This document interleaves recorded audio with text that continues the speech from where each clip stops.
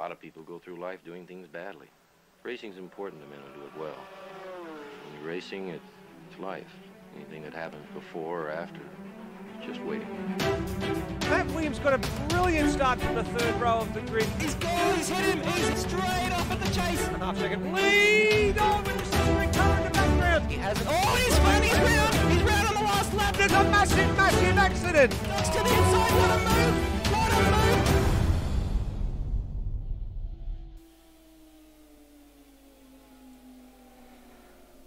Welcome to Spa, everybody, and I'm not talking the kind that holds hot water and that you get drunk in. This is Spa Francorchamps, and it's host to round 4 of the WEC series for AMS Australia.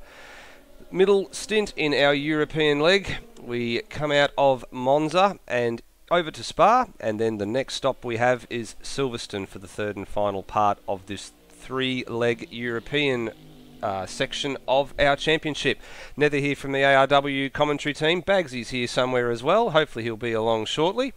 But in the meantime, let's have a little bit of a look at this circuit that we are at tonight. As we said, it is round 4 of the AMS Australia WEC Championship. 7.004, it's a very precise distance around this fantastic and picturesque circuit through the Ardennes Forest in Belgium. 19 turns. It's a 90-minute race tonight, down from the usual big long distance races. We have 120 minutes. It's a 90-minute run tonight, clockwise direction. There's your tyre wear and your fuel burn rates there as well. Nothing changes from usual. We've been here before in GT in the last series that we ran for endurance, and it did throw up quite a few curveballs. Hopefully it won't be that bad tonight. All the drivers are out there on the grid at the moment and pumping in the times before the practice session is over. Actually got a very, very good field at the moment in terms of GT and the WEC cars. We've got about 7 of the WEC guys in, and we've got the balance of about 23 in GT, so roughly about 14 in the GT cars at the moment. Looking over at the point standings, now the point standings, unfortunately, we don't have the graphics for you to show at the this time at the moment, but I'll quickly run you through the standings at the moment. Sam Smith for Tin Shed Racing in LMP2 heads at the field of LMP2 at the moment with a pair of wins from a pair of races, so he'll be shooting for 3 in a row, so he's on 20 points at the moment. Ozrob for Ozrob Racing behind him is on 16 points, holds down second. Cam Costa, having only raced 2 out of the 3 events, is third on 14 points. Jamie Snow won at Daytona, failed to finish the last 2 events. He holds down 4th to 10th. And then tie for 5th between Matt Williams and Greg Nangle, with Matt Williams obviously dropping down to GT. He won't be accruing any further points in LMP. Stairs on debut at Monza, finished 3rd. 6th over 6 points for him. He's 7th. Rounding out your top 10, you've got David Keane on 4 points, and then a couple of other guys have not scored. Johnny Kirkham, Yorick, Roadhog, all have not yet scored points in LMP2. Heading over to GT, and it is the PBF Race Engineering Corvettes of Boak and Foley streeting the field at the moment. They've won 1 race each in the respective class, so they're on 54 and 47 points respectively. Matt Webb for Loose Simsport is in 3rd place. We believe that he's taking no further part, but he's equal 3rd with Matt Schwass in a BMW M6. They've got 33 points apiece. Brock Harvey for Matt Harvey Repair and Tune, 5th overall with 27. Then rounding out your top 10, you've got Lewis Wedding on 25, Brennan Ross 22, Matt Williams on 20, Lewis Cugley 19, and Dwayne Davies on 16. 8 of the top 10 in GT are the Pro A runners. Pro B, highest Pro B runner is actually Matt Schwass. He's in equal 3rd overall. Brennan Ross in 7th is the next of the Pro B runners. Not sure if we got Bagsy yet. He's still missing it in action at the moment. Probably enjoying the hospitality on offer down in the pit paddock. But for the meantime, let's head on over and have a look at what has been happening in practice and qualifying so far. Well, qualifying yet to take place, but we were talking about this man a little bit earlier. Sam Smith 2 wins in a row in LMP2, currently 3rd on the timesheets, and busy hunting down Andy Simpson and Cam Costa ahead of him at the moment. You can see on the practice standings at the moment, as the clock ticks down with about 9.5 minutes to go. He's got to find about 7/10 of a second to get himself back towards the top, but he has been the man in form and pretty much had it all his own way for most of the 90 minutes of Monza, except for the safety car restart. Sorry, the 2 hours of Monza. The safety car restart gave him a bit of a headache with Cam Costa in the last round, and eventually pulled away and won quite comfortably in the end, but he had the race well and truly in control until that point. Having a look through the field, you'll notice Jamie Snow down there in 11th. So Snow is actually in one of the PBF Race Engineering Corvettes. Now, there's a bit of news around that Corvette. Jamie Snow apparently has pulled out of LMP2 and is filling in for Phil Boak this round in the Corvette. And he'll be obviously partnered with Brenton Foley in the other Corvette. So Foley running the 074 and Snow running in Boak's 015 Corvette. Still a formidable duo any way you want to look at it. And there's also a penalty overhanging from the previous round, and it involves this man, Johnny Kirkham. So he was given a penalty for impeding during qualifying at Monza, and as a result that penalty means he will start rear of the LMP2 grid for tonight's race. So no matter where he qualifies, he will be pushed to the back of the LMP grid. He won't be pushed right to the very back, but he will be pushed to the very back of the LMP2 grid. It's probably about 7 or 8 cars, and the risk for him is that going into turn 1, you may end up in a bit of a mess when it comes to traffic jams, and especially with the rolling start. So he won't want to be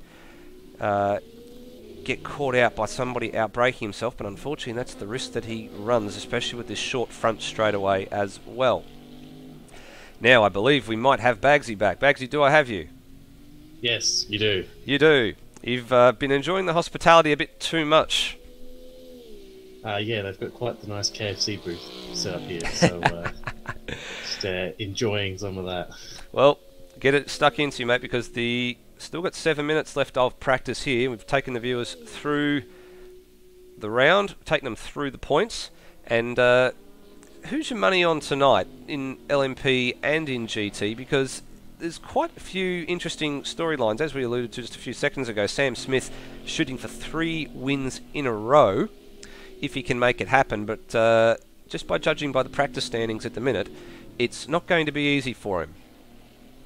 Yeah, although he's less than 7/10 off the pace, and we saw him a bit off the pace times last round as well, so I don't think you can count him out. I don't think you can really count anyone out from this LMP2 field.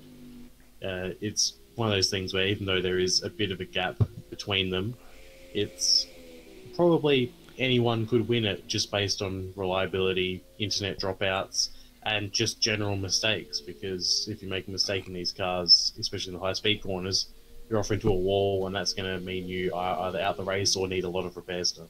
That's absolutely right.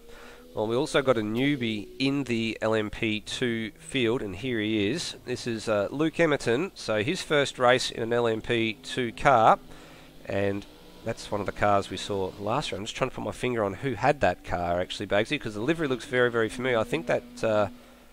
that's Corey Ott's car. Corey Ott, yes, you're right, absolutely. Corey Ott's car is now occupied by Luke Emerton. I could have looked at the actual team racing name and worked that one out, but woe is me. But good to have a newcomer into the series. Sam Smith's partner in crime, Stairs, is unfortunately not with us tonight, so you won't see the other Tin Shed Racing LMP2 car on the field or on the track tonight. And as some of the viewers may already be picking up, I have a cold yet again for the 5th time this winter, so I sound very, very congested. I'll do my best to get through this next 2 hours with you, but may need to duck off and lubricate my throat a little bit more often than I'm used to, Bagsy. Yeah, although you won't have to do 2 hours, I've only got 90 minutes, so Well, You won't have to drag on quite as long. we've got 2 hours when we include the race, we include the warm-up, we include the qualifying True, and all of that as well. You're right, we've only got a 90-minute race. But another newcomer I've just noticed down the grid here as well, and here he is Steve Bolger. So Steve Bolger's jumped into Matt Webb's Bentley Continental. Obviously we are aware that Matt Webb possibly not taking any further part in the GT3 series. But another newcomer and a very respectable time at the moment in practice. He's mid-pack and just finding his feet here. It's a Pro A car. Certainly don't expect him to be in the Pro A standings for the very beginning, unless of course he turns out to be absolutely brilliant, and then he'll be right up in the Pro A standings. But certainly doing a good job. Yeah, he's taking some good pace here. He's ahead of a couple of other Pro A guys in Cugley. Actually, Cugley's just gone faster than him by about half a second. But he was ahead of Cugley and Jaden Draper, so he's not at the bottom of Pro A by any means, and he's actually just jumped back ahead of Cugley with that lap time. So he's definitely there or thereabouts. He'll be pairing up with Lewis Wedding. Lewis Wedding is the other Loose Sim Sport GT car, so he'll be happy for the team's championship that he's still going to have a teammate this week. As for the GT3 practice standings, we've got Brenton Foley is just headed to the top of them with a 2 minute 16.3, which gives him about half a second over Lewis Wedding and a 10th over Matt Williams. But these are practice times. Some people may be running lower fuel. Absolutely. Also, you mentioned as well, he just managed to pop himself ahead of Jaden Draper. Good to see Jaden back in the field as well. A couple of weeks out with some computer dilemmas and a new SSD and a little bit of tender love and care later. Here he is, back on the grid, and at the moment placing 19th, but the times are starting to tumble toward the back end of practice as the track rubbers up. Everybody starts to find their feet, fuel loads burn off, but that one, obviously, that time there was a 2:22, but penalised. And one of the other cars that I've noticed as well, Bags, and I'm going to cycle back to this car, is the Cam Costa Pink Lola. Here it is. Oh, clipping the wall there a little bit too much on the entrance to La Source, the hairpin. But it was a blue car last time out at Monza, and it's a pink car this time around. And I'll be keen to have a chat to him a bit later as to the reasoning behind the pink car, because it certainly stands out. You certainly see this car coming from a long way away. Yeah, I believe it's the only pink car on the grid, so we definitely shouldn't be mistaking that one at any point during the broadcast. And if we do, well, it's just because we've been struck by its beautiful colour. Yes, it's currently it heads the top of the timesheets at the moment with a 2:04.4. It's 1/10. He's 1/10 ahead of Andy Simpson, 3/10 ahead of Ozrob as well. So if practice is anything to go by, he's certainly laying down an impressive marker here. Is Cam Costa, as we said, finished second at Monza. Gave Sam Smith a little bit of a run for his money late when the safety car was called upon, and then ultimately dropped away to finish second. Yeah, seeing him doing some practice passing GT3 cars as well. So he's coming up on the BMW. Oh, he's been balked quite bad by the BMW there. Yep. Of was that Matt Schwass? No, that's Jaden Draper there in the BMW. So as Andy Simpson goes to the top of the timesheets. Well, he found a chunk of time, didn't he, Andy Simpson? 2:03s there. I think that may be a low fuel run there, because that is a long way ahead of what we were expecting at this point with what people have been doing. Yep, I think that's a qualifying sim, if ever there was one. Well, if there's any time to prepare yourself for qualifying, it's now, just with over 30 seconds to go in practice before we tick over as Draper spins at the final corner. And Costa there setting a 2:05.7 on that particular tour. Let's have a look and see what else is going on down the field. We've got a good, as I said before, we've got a good field in the minute. We've got 23 cars all up. And we've got about, we've got 7 at the moment in the LMP2, which is about where we normally have it, 7 or 8 LMP2 cars. and then the balance being in the GT, a mixture of the Pro A and the Pro B in GT. Just watching Cam Costa here, so he's got himself going as well.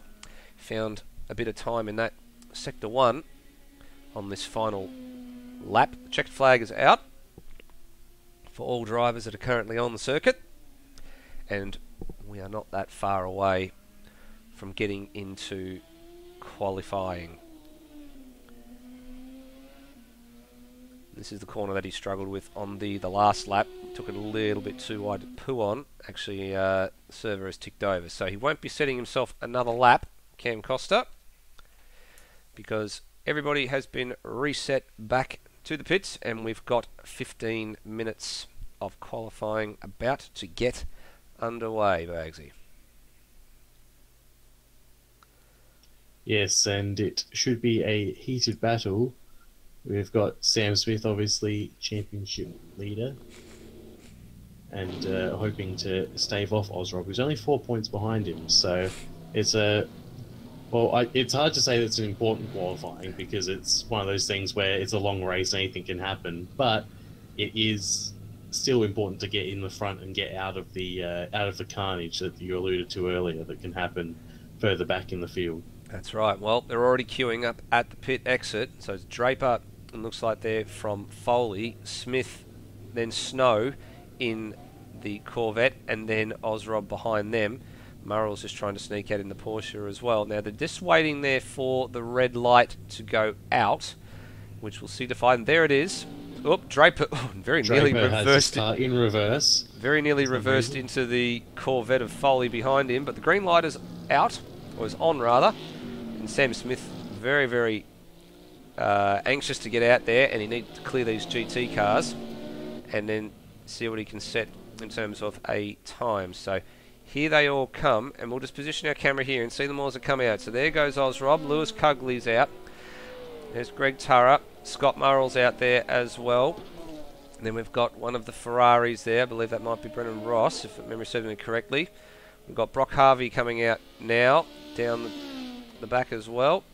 And the rest of the cars currently sitting in the sheds, waiting to see what goes on here. So Sam Smith's gotten past those GT cars rather quickly, and that'll be good for him, because the last thing you want when you're in an LMP2 car, when you've got 10 seconds or so on the rest, 10 to 12 seconds on the rest of the field in terms of outright lap pace, is to come across them and then have to negotiate them on your flying lap. So about half the field out so far, and half still sitting in the sheds waiting and biding their time.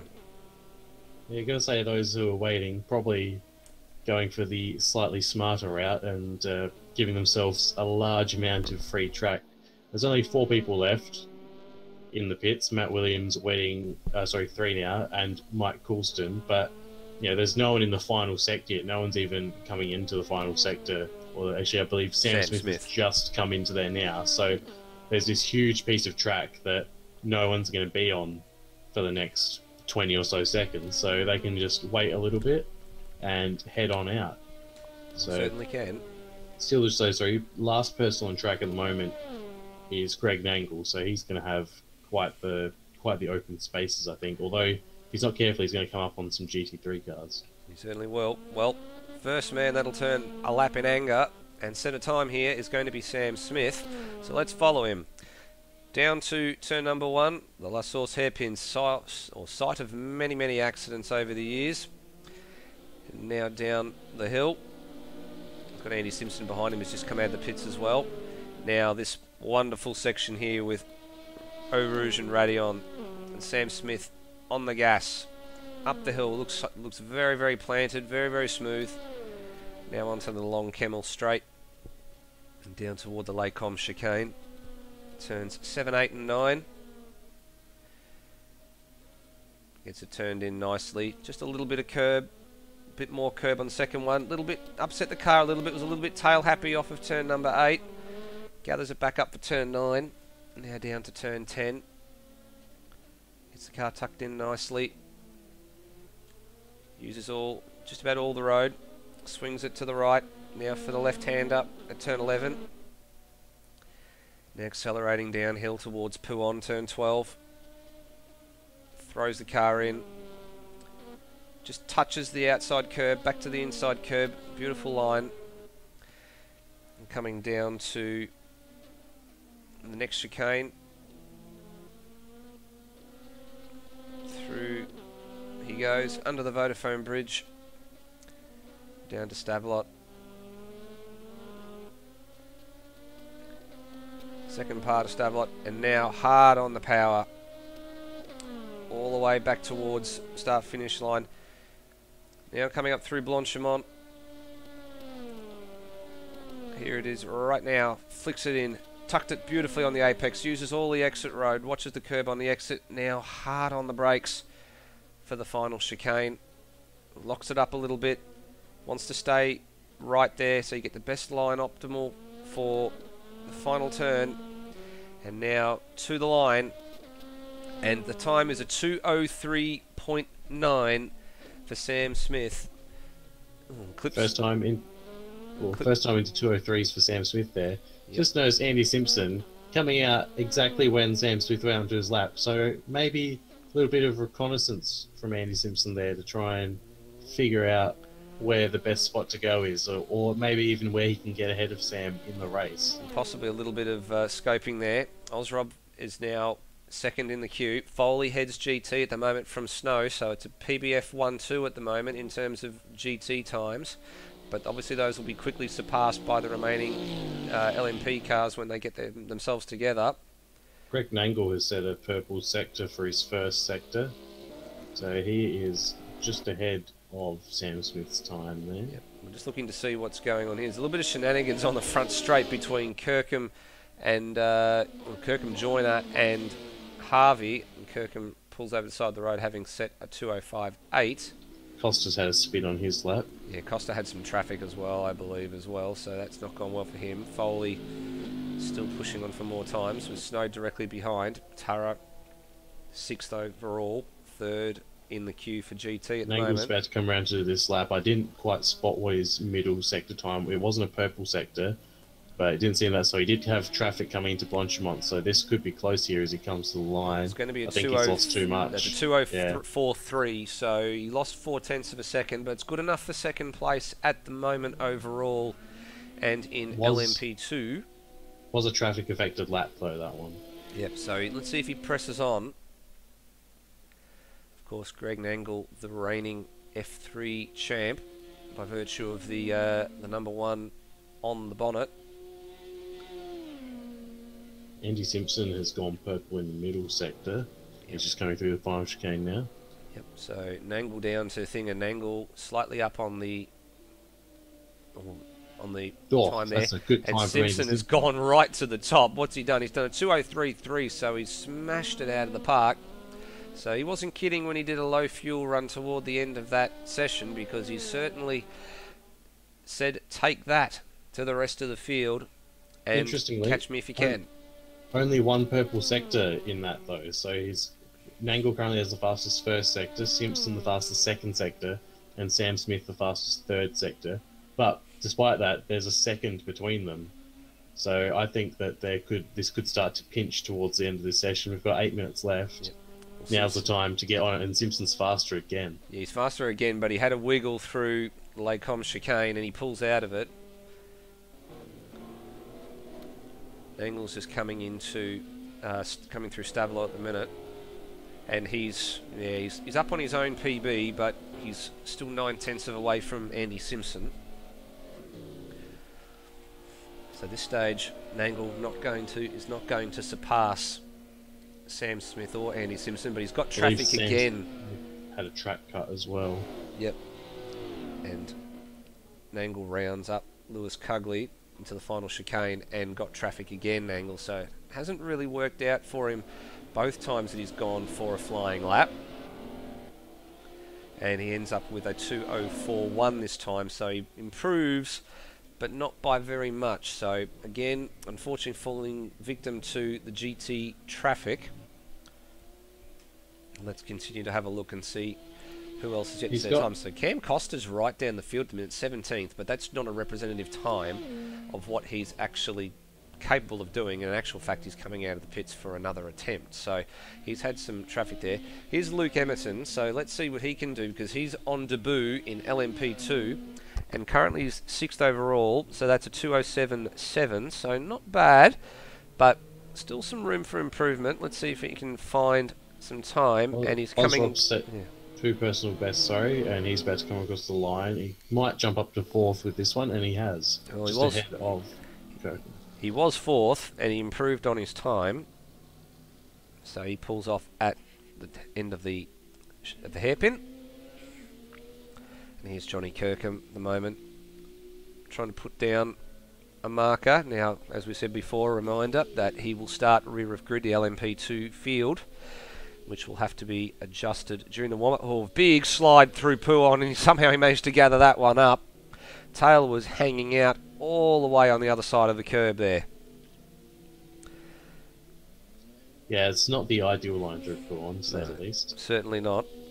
Sam Smith's last lap was affected by a track cut, but this lap he is up by 2/10, almost 3/10 in the first sector. So, wonder if he's running a bit of a lower drag setup that's giving him good run in the first and third sectors, but affecting him through the middle sector. Well, let's see what his middle sector looks like. Coming through turn 10 at the moment. Still uses all that curb on the outside of 10 and manages to get it back for 11. Some drivers will elect not to use all the exit curb at turn 10 and in fact stay tight for turn 10 and create a bit of a different line for turn 11. Sam using a little bit more curb this time through Puon, and Foley gets out of the way wisely as he comes down to the chicane, turns 13, 14. Now down to the second sector time. Coming now. through Stablot. It was a little bit wider than he liked through turn 15. Up on his personal best, but half a second down on Andy Simpson's time. Yeah, I think that Sam might have gone too far in the low downforce options here, because that middle sector Simpson is absolutely trouncing in. Absolutely, and on top of that, he had a bit of a moment through Stablot as well. He was wide of the apex, wider than what he wanted, so that would have cost him some time as well. But I suspect you're right, Bagsy. A little bit of a lack of downforce through that middle sector. And let's see what he can produce this time. So it was a 2:03.3 he's chasing. He goes to a 2:03.8, so he actually lost time in both Sector 2 and Sector 3. So he's got it hooked up through Sector 1, but unable to make a real impression in Sector 2 and 3. As Rosrob comes out the pits as well for another crack. 3 minutes 50 to go. Simpson is the man at the moment. It says, catch me if you can. He heads the field. Cam Costa's right down the back as well, so we'll see what's happening with him in just a minute. Sam Smith, 4/10 up in Sector 1. He did have a toe the whole way down the Kimmel straight there, though. He did. He got a massive toe from the Lamborghini behind, so he'll want to press on with that. So we'll cut away from him for a second and go and see what's happening with Cam Costa, because he's in Sector 2 at the moment. And his Sector 1 time was a 32.7, so that's on a par with what Andy Simpson's done. Sam Smith, obviously, 32.5 is the best Sector 1. 32.3 now. 32.3 now. It's been lowered. And Costa's just ahead of Sam Smith by about 10 or so seconds on track. Let's see what he can do. Got Stablot much better that time. Although, I'm not sure if he's had another problem somewhere, because 9.8 seconds down on the Sector 1 time, Cam Costa. I'm not sure what's going on here, or whether he's just backed out of this and winding himself up for another crack, but he's definitely not going to set the timing screens ablaze on this one. Sam Smith is only a 10th down now coming through the second sector, so still 4/10 slower, or actually half a second slower through that middle sector than Andy Simpson, but that massive first sector is giving him a big boost. If he can get this braking zone in final chicane right and get the power down, he could be going to the top of the times with only 2 minutes left in the session. One more acceleration zone. He He had gets a the wiggle. tail out though, so that's not going to help him, but it's going to be close. He comes across the line. Yep. It's a 2:03.4. Well, he 1/10 off. He knows he's capable of doing it. If he's going to have another crack, he's got to go now, because if he was to come into the pits, he would not get another bite at this cherry. So Simpson's sitting pretty. He's in the pits at the minute. Sam Smith doesn't have a toe down the Camel Straight this time, but he needs to hook it up, and he really needs to get it hooked up through the middle sector, because that's where the damage is being done. I don't think he's going to be able to do it because, like you said, he doesn't have the toe this time. And I think that toe we're going to see as he comes through the first sector will be worth a decent amount. I'm incorrect. No. I'm very incorrect. He's still 4/10 up in that sector, but only a 100th up on his PB. So that's definitely a low downforce setup for Sam Smith here because he's 4/10 faster than Andy Simpson in the first sector, but Simpson's 5/10 faster through the middle. So it's not working out quite for Sam Smith, unfortunately, for pole today. No, a little bit of a lock-up as well into turn 10, and the little bit fractionally wide on the exit of 11 as well. Meanwhile, we'll have a quick look and see how Cam Costa's tracking, because he's ahead at the moment on track, again, of Sam Smith, and still pushing on with it this time. Be keen to see his sector splits, because he should be a lot further up the grid than what he is at the moment. And he's found a lot of time now, so he's only 1.1 seconds off the current pole time. But this is certainly looking a lot better for Cam Costa in the number 50 through Blanchimont. Mangle set another personal best, but hasn't improved. So 30 seconds left on the clock. So Costa will get another bite at the cherry here, if he's got enough fuel in the car to do it. Runs a little bit deep at the final chicane as well, but didn't hurt him too badly. Power down now to the line. What can he do? It's going to be a 4. It's a 2:04.4 for Cam Costa. Meanwhile, Sam Smith back at the final chicane. He's not going to get this. He was half a second down through the second sector. He doesn't, and he'll get another. Well, he gets across the line. Rob's not going to get another lap. Checker flag is out, so Rob stays 4th. Nangle is parked in 3rd. So too is Sam Smith. Andy Simpson is parked. Cam Costa's parked as well. Kirkham will not get another lap. And Luke Emerton is currently 7th, but that will become 6th. He will trade places with Johnny Kirkham. Meanwhile, Brenton Foley sits at the top of GT. Jamie Snow, nearly 3/10 behind at the moment, and on his final flying lap. Tara hasn't been able to break the backs of these Corvettes, and he's currently 3rd overall. Devonish behind him, and Williams a bit further back as well. Got Lewis Cugley in 13th, coming up to the line now. And he might be about to jump a few places here based on his sector times. Very possible. That Corvette, as he comes across the line, it's going to be a 2:17.1, and he's jumped up 3 places to 10th. Great job, Lewis Cugley, getting that Corvette much further up the grid. Jamie Snow is not a little bit off his PB, but let's see how he can go. He's got Brock Harvey ahead of him on track. Yeah, so Harvey's also on a fast lap and a personal best. So if he might be able to get a bit of a tow here. But let's see. Let's cut to Brock Harvey. Beautiful curb cam at Blanchimont. Harvey ahead of Snow on track.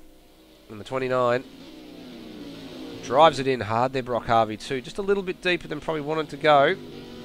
Seen a few people do that. The Ghostbusters Lotus Exige stays 14th, and Snow stays 9th.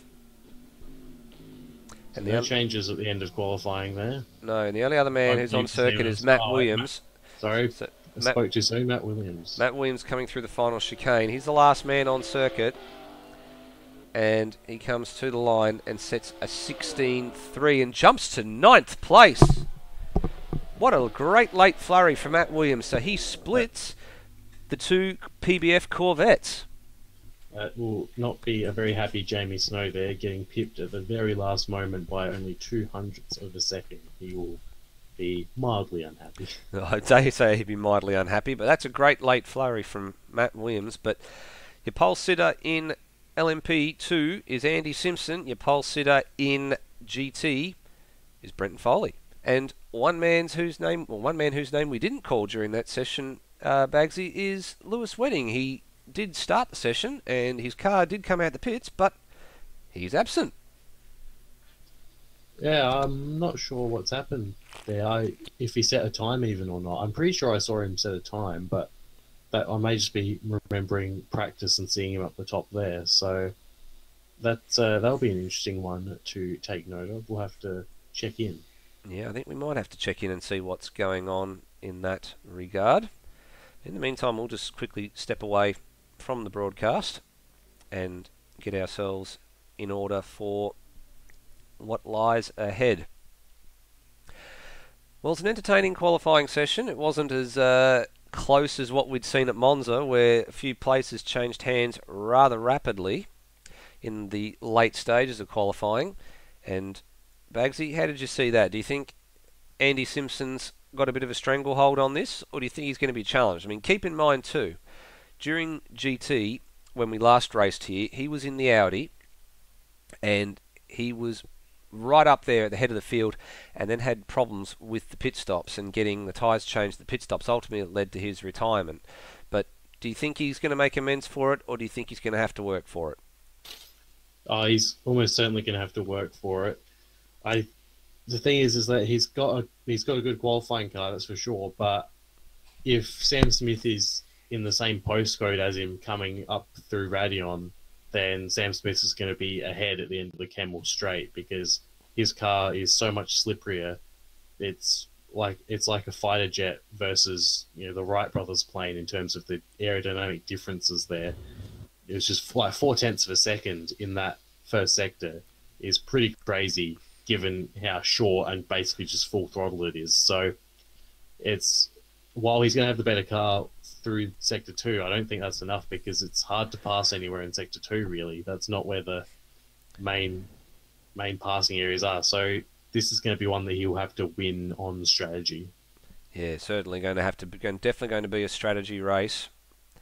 And with 90 minutes on the board, and this being it's not like Monza, where Monza's like the power of all power circuits. This one does require quite a deft use of power. I mean, the first sector and the third sector pretty much flat out, but it's through that middle sector where you can claw back a little bit of that fuel mileage. If you are trying to get that extra lap, you can afford to do a little bit of lift and coast in some sections and get away with it, but it's still going to be a bit hard on the fuel use, so it'll be interesting to see what sort of dramas this race unfolds. It certainly gave us some dramas last time when we ran GT cars only. But what is the lady in the Ardennes forest going to throw up this time around? Who's your pick for the win today for both classes? Oh, well, in terms of GT, at the moment I can't put it past the Corvettes. Those two Corvettes are devil in a straight line. Very, very quick in a straight line. I think between Foley and Snow, Snow we know is filling in for Boak at the moment, or just for this race. I think the two of them are going to be fighting for it with the win. If Andy Simpson can keep the strategy right and he can get his tyres and his pit stops sorted, unlike last time when we last raced this circuit, I think he'll win this, if not give Sam Smith a run for his money. But the opening stint's going to be crucial, I think, in LMP. They'll have to, if Andy gets out in front, I think Sam will have to play a very, very smart strategy game. And if he can save a little bit of fuel or go that little bit longer or find a way to do it to get the undercut, if he can stay close enough, just depends on whatever strategy he wants to employ. That'll be where it's won or lost. Otherwise, if Andy keeps it together, I think he'll probably take this one out. Yeah, I'm gonna have to go with Sam Smith for mine. I think he's recognised the setup that's best needed, to be honest, because he's going to be able to. We saw them setting comparable lap times with very different setups, but I think Sam's probably going to be, if he can be, he'll be more careful on his tyres. I think because he has less downforce, he'll be doing less damage to them, basically. And I think that might be Simpson's undoing. That is if Smith can look after him, though. If he's busy sliding them everywhere because he's got less downforce, then he won't. But he's a very, not cautious driver, but he is very good at controlling his tyres and getting them in the spot that he wants. Certainly is. We have gotten word that the penalty for Johnny has been applied, and he has been moved down to 7th on the grid, so that is a direct swap of positions with Luke Emerton. So Emerton up to 6th, Kirkham will start 7th, and we've got to talk about turn 1, don't we, Bagsy? Because if anything silly is going to happen, that's where and when it will take place on lap 1. The rolling start, Formula 1, we've seen it happen countless times over the years, and not only countless times over the years, but recently as well in the last couple of weeks with Alonso, Leclerc, Hulkenberg and co all coming together at that particular corner a couple of weeks back. But I think that's probably what will be in the driver's briefing now, as I'll be stressing to them that turn 1 is where it's likely to happen, so everyone just needs to pay a little more attention and give each other a little bit more space.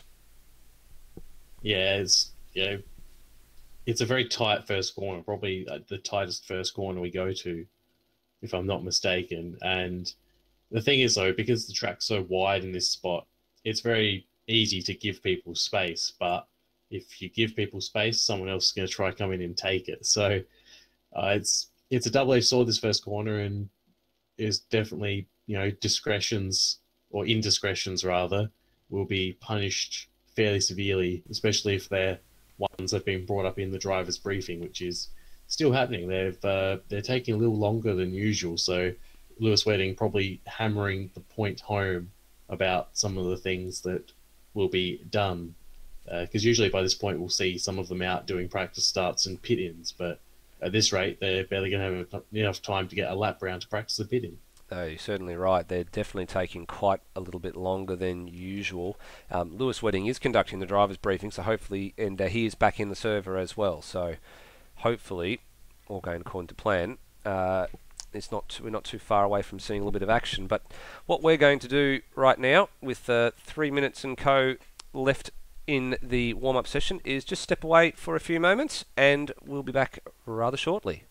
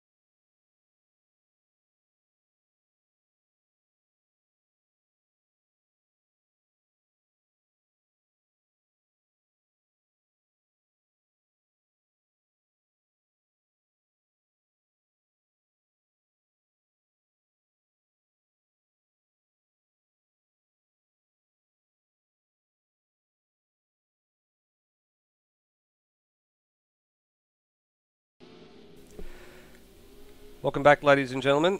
We are not too far away from the 90 minutes of Spa getting underway. Driver's briefing is over. Drivers have taken to the track to do a few practice starts. Bagsy's still munching on his KFC and Nether has a cough lolly, so all is good in the commentary box universe at the moment. Yeah, it's quite good up here. Just seeing people get out on the track to practice those pit-ins and stuff that they haven't been able to do. Not everyone though, only about 50% of the field is out at the moment, so, and only 50 seconds left before race starts. So it's a very long driver's briefing for a very long race that we're about to have here. and hopefully everyone has listened intently to that driver's briefing. Well, we certainly hope so. The last thing we want to see is a bit of a calamity at turn number 1 or at any of the other turns on the opening lap. Cold tyres, cold brakes, all of that.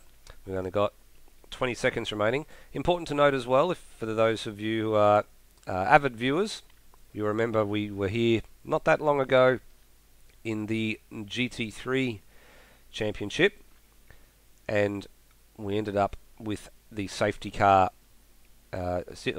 situation on lap 1 that didn't want to go in. Safety car has been checked, and safety car will be pacing the field for the formation lap and will come in prior to the green flag being shown. So obviously Andy Simpson will have control of the field up until the control line before that takes place. Short run from the line to the first turn as well. You can actually see a car doing a practice start on the grid. I don't know why. It's an LMP2 car. I don't know why they're doing practice starts on the grid. Sam Smith doing a practice start for unknown reasons there. Maybe practicing exiting his pit box, but on the pit straight. Yep, certainly has. Well, here we go. 90 minutes are on the board, and the grid begins to form. Just looking at the grid, it looks like Lewis Wedding is starting from 19th place, so potentially some issues were had there in qualifying for him. He's going to have it all to do coming back from, how far back is he in class? He's two-thirds of the way down the grid. Yeah, 3, 4, 5, 6, 7, 8, 9, 10. But he is 12th in class, so it's not what he wants.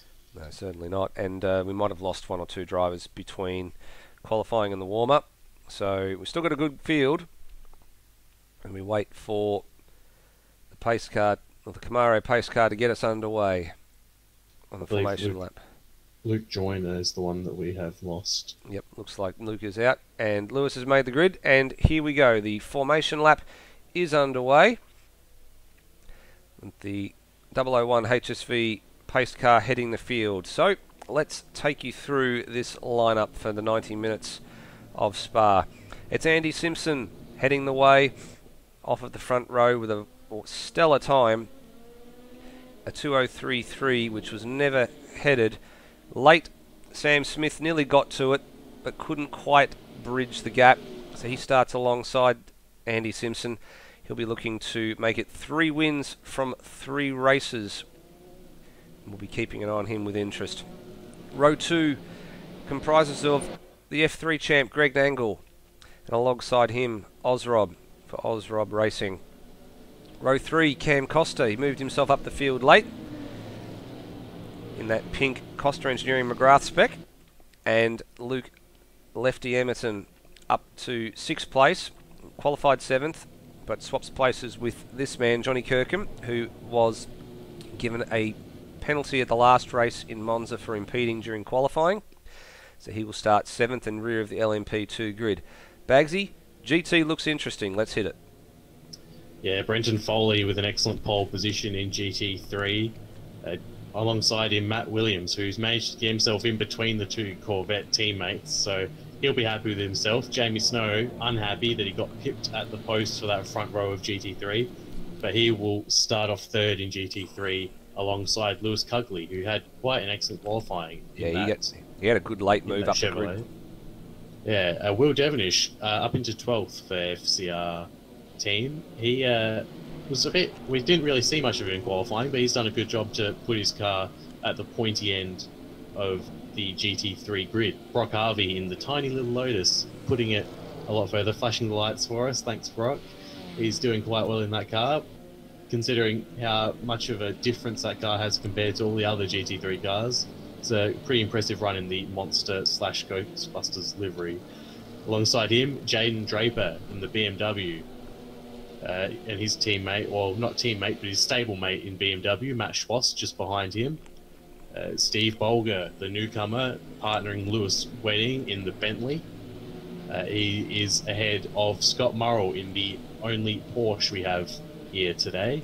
Brian Walsh, 18th in the Ferrari. Lewis Wedding, a lot further down than we expected. We expected him at the front, but he is starting from 19th, so expect to see him carving his way through the field throughout this race. Glenn Miles is in 20th. Mike Coulston is in 21st in the other Lotus, and bringing up the rear is Greg Tara for GTUS Motorsport. Geez, Tara was a bit further up the grid in qualifying, but has somehow found his way to the back of GT. Before we kick it off, a couple of quick performance changes. So there's been a bit of a rear end stability update to the Porsche, and the Lambo balance of performance has lost a little bit of weight as well. So the Lambo a bit further up the field than what we're used to seeing, and that's the balance of performance, just trying to make things a bit more equal. Well, we're not that far away. Pace car lights should be out anytime soon. Just peel off and we'll be underway. Yep, lights are out. So Andy Simpson has control of this field. The clock has started counting, which means technically we are underway. The green flag is in the air, waiting for them to come to the line. Safety car is in. There it is. And we are underway for 90 minutes around this famous circuit. And Andy Simpson covers off Sam Smith quite easily into turn number 1. And the field spreads out behind him. Looks like they're all quite well behaved as well. Simpson's got a bit of a break on the field as they head down towards Eau Rouge for the first time. Up they go. Andy Simpson from Sam Smith, from Greg Nangle. Rob's in the slipstream there back as well. If we're looking through here, Cam Costa's got through as well. He's gotten past Rob and trying to get into the slipstream here of Greg Nangle, but he's not going to be close enough to make a move down into the Lake Com chicane.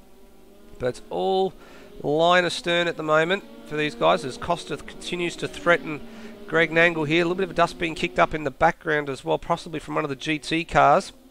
Costa has another look on the inside here at turn 10, but he's racy early. He's cleared Costa, he's cleared Osrob, and Emerton's dropped to the back of the LMP2 grid. And Kirkham back up to 6th. Meanwhile on GT, Williams has scooted ahead of Foley. Williams got up the inside of Foley at the end of the Kemmel straight and made an excellent pass. He did an excellent job lining him up all the way from Eau Rouge all the way through, so it was a well-executed pass from Matt Williams. At the front, Sam Smith didn't do what he needed to do. He's dropped back from Simpson to the tune of almost a second and a half already. He needed to stay close coming up out of La Source, but he didn't manage it, and so Simpson just got away from him because there was no slipstream for Smith to hold on to, but he's got Nangle and Costa right behind him, so not what Sam Smith was hoping for the opening lap. No, certainly not, and also Simpson had the optimal line into the hairpin as well, and once he got through there had the better traction, the better power, and just drove away from Sam Smith, who struggled a little bit off of the hairpin, and now he finds himself playing catch-up. As lap 1's in the books for the LMP2 guys. The GT guys are just coming down to the final chicane now as we watch on high. Sam Smith and Foley's gone deep at the final chicane, and that's going to allow Snow to take over second in class at GT, and he'll set sights on Matt Williams now. Lap 1's in the books. There's a Wedding's already up 4 positions, so he's up into 15th now. That's a good job from Wedding. He's made up 4 positions on this lap, and it looks like he will be lining up Jaden Draper soon as well. Certainly will. Well, Nangle's managed to get onto the back here of Sam Smith and just trying to... Oh, Jamie Snow's had a big crash coming out of Eau Rouge. That is a lot of damage to that car. Yeah, big damage on the side of that car. Oh, Harvey had a bit of a moment trying to avoid him as well. Well, let's go back and see if we can have a bit of a look and see what happened to Jamie Snow. Because we're just cutting up to the front of the LMP2 field to see what was going on up there. Certainly looks alright. Oh, we just had a big massive tank slap and whack! Spat him out onto both sides of the track as well. That is massive, massive damage, and you see Harvey there. A massive dent on the left-hand side of Jamie Snow's car. Yeah, we can see it from the broadcast And the position. right-hand side, it's caved in on both sides. That is going to be a dog of a car to drive at the moment. He's going to have to pit to fix this damage, and he's probably going to go a lap down from that with the sheer amount of damage there, and that car's not going to drive anywhere near as well for the next hour and 26 minutes. I wouldn't be surprised if that car's crabbing, Bagsy. That was a mighty, mighty wallop in both doors, and you can see it from the broadcast cameras. Look at the damage on those two doors. See how caved in they are. The right-hand side's worse than the left-hand side. Here's the right-hand side. Look at it. Absolutely caved in like it's been shot with a cannonball. Absolutely destroyed. Somehow that car is managing to continue driving, and it looks like he probably is going to come in. He's holding his own at the moment, though. He's managed to get himself stabilised, but not dropping any places. So it'd be interesting just to see if he does decide to come in here. Now, normally the cog in the bottom corner of the screen, just above the driver's position on track, indicates that they are coming in, but we'll see. Oh, there's been a massive lose in the back there for Steve Bolger, I think, as well. Yep. So he's gone around at Blanchimont. I'm not sure if he's made something. Snow's continuing to go. So Snow's continuing to go. Let's see what happened to Bolger, because I saw it in the back of shot. Bolger's in. He lost it coming... Let's see what happens here. Coming through Blanchimont. Yep, so... Oh, he just took a little bit of curb and, yep, nosed it into the wall, and there'll be front-end damage on that car. So he will certainly be in, and indeed he is in for pits for damage. So going on to an alternate strategy there. Geez, a few people running a few of the GT3 guys going very wide through the top of Radion there. Gotta be careful doing that, because that will give you a track cut, and that will cost you at the end of this race, because you only get a certain amount of track cuts, and then you start getting drive-through penalties, and they will end your race faster than you can say, well, I wasn't that wide. That's exactly right. You don't want to be playing with the top of Radion. Sam Smith, meanwhile, is behind Andy Simpson to the tune of 3 seconds at the moment, almost 3 seconds. Still got an angle for company. Costa's just trying to stay in touch with these two as well. So still 3-car trains broken away. Ozrob's just dropped off the back of this pack as well. He's got Kirkham for company, and Emerton's just running a race of his own on debut at the moment. It's probably kind of the sensible thing to do. And Smith negotiates final chicane, and away they go. Andy Simpson, a 2:03.6 for his quickest lap of the race, so half a second outside his qualifying mark. He's laying down an ominous mark at the moment, and he leads comfortably at the moment. What's happened to Costa? Where's Costa gone? Has Costa gone to the pits? No, he's had a moment somewhere. He's made a mistake. He's had a moment somewhere. Yeah, he had a moment. There it is. We just cut to the replay now. Yeah, you're right. We just cut to it late. He had a moment at the final chicane, so he'll be kicking himself for that, because he had pace to go with those guys. So all that hard work from lap 1, all undone, and now he's going to have to get on with it again. So, you know, Costa's got pace, but geez, that was a very, very silly and very, very unusual mistake from the driver of number 50. Despite the Lamborghini going on a bit of a diet, Brock Harvey is all over the back of Will Devonish at the moment as they come out of La Source. So that the little Lotus that could there, absolutely on it, and is going to have a look at Devonish coming up the Kemmel Straight. Well, let's see, here we go. The little engine that could is going to get into the slipstream of the Lamborghini, and chugga, chugga, chugga, chugga, chugga, chugga, chugga. Here it comes. Devonish goes ultra defensive. Brock's looking to make a hole. He'll go to the outside here. The slipstream works a treat, and the little Lotus that could is going to potentially round up the Lambo, and it does. What a great move by Brock Harvey. Use the slipstream to full effect. And that little Lotus, not only is it massively smaller than all the other cars on the grid by a substantial margin, but... Oh, just behind we've got Wedding going up the inside of Cugley. And Wedding up the inside of Cugley as well, so that's a great job for Lewis Wedding. So he continues his march forward up to 12th, so started 19th, now 12th on the road. And overall in class is, I think, 4th or 5th overall. 1, 2, 3, 4, 5. Yeah, 5th overall in class for Wedding. Great job, clean race so far for Wedding. And he'll be the next man to get onto the back of this Lamborghini. But now, coming back to the point we made before about the little Lotus, it was... it's not that fast down the straight, so it does need a little bit of assistance to make a pass done. But when it gets the job done, my oh my, it certainly got some grip in the corners.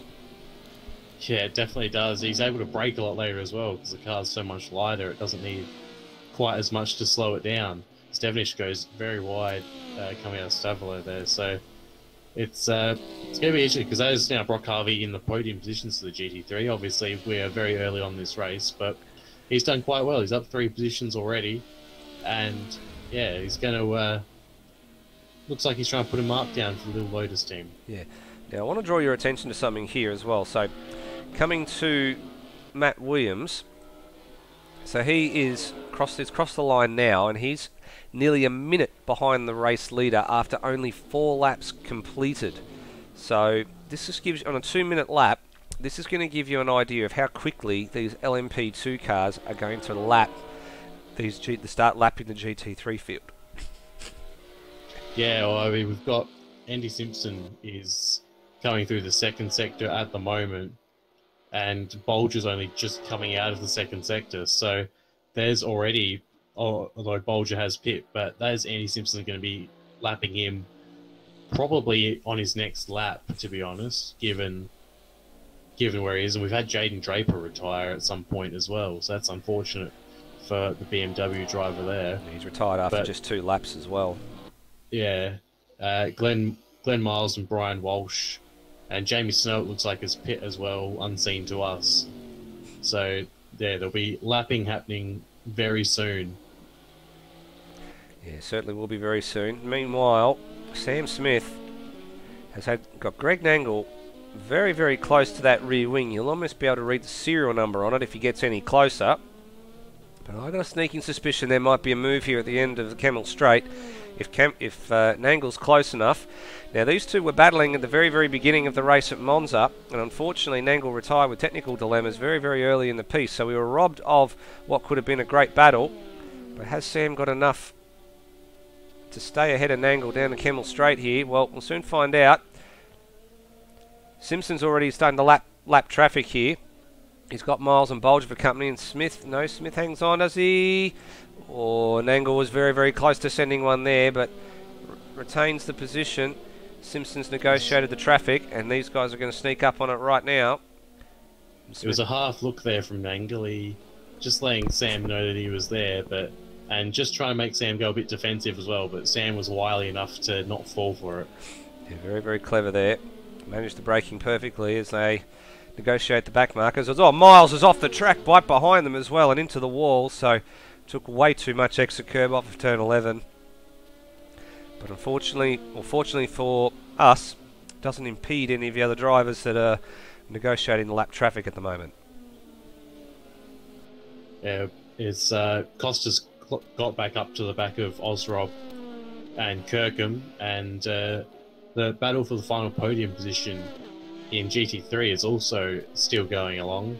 Devonish is not dropped back from Brock Harvey, and Wedding is staying right with him as well. So we'll see. Wedding's probably going to look to have a go at the end of the Camel Straight here, but Devonish is going to get a slipstream from that Lotus as well. Despite how small the Lotus is, it does still poke a hole in the air, and that hole will be exploited, but not able to by Devonish. He doesn't quite have the legs at the end of that straight.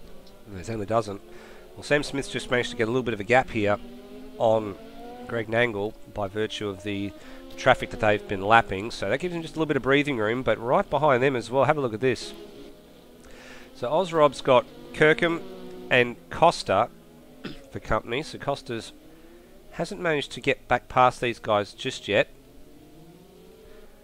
He was running in 4th place before his spin at the chicane a couple of laps ago, and now having to work very, very hard.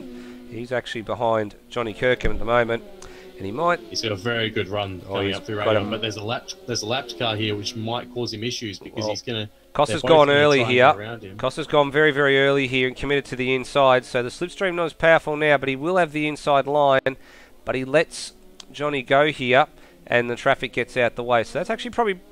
Look, he probably could have made that stick there, Cam Costa, but at the end of the day, he's got plenty of time left to make that pass, but some sensible driving at the end of the day as well. I mean, he was well within his rights to claim that corner, and run side by side, but probably just a bit worried about the lap traffic, because Johnny got a little bit loose off the curb there as well, out of the run between 10 and 11.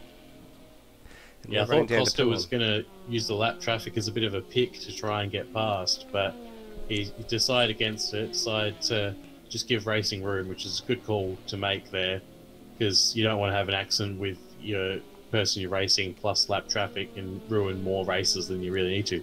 Greg Nangle has closed, he lost that time in traffic, he's closed it right back up again, so I've got a feeling Sam might be trying to conserve a little bit, because Nangle is all over the back of it. Oh, look at this. He's looking around the outside of Blanchimont. If he's going to make the pass stick, this is going to be a hell of a place to make the pass stick. But no, Sam Smith holds on. And Greg probably thought second about it as well. Thought, no, I think I'll bide my time for a little bit longer. And yeah, there's no use making a 1% chance of an overtake there when you... Oh, Sam gets very, very squirrely out of the final corner. well, Nangle could have a go here. Might have a go into the first corner, or he may just tuck in because he knows that if he tucks in, keeps close, he'll have the run up through Eau Rouge and Radion and down the Kemmel Straight. He knows that that's a higher percentage to make it stick, because if he gets past the source, Sam can just follow him all the way down and get the slipstream. This way, Nangle has a slipstream and then can try and get past him and break that slipstream coming through the second sector. Well, here they go. Round two between these guys. Simpson leads comfortably at the moment. A couple of second advantage. Nangle has a little bit of another look. It's only a half look again.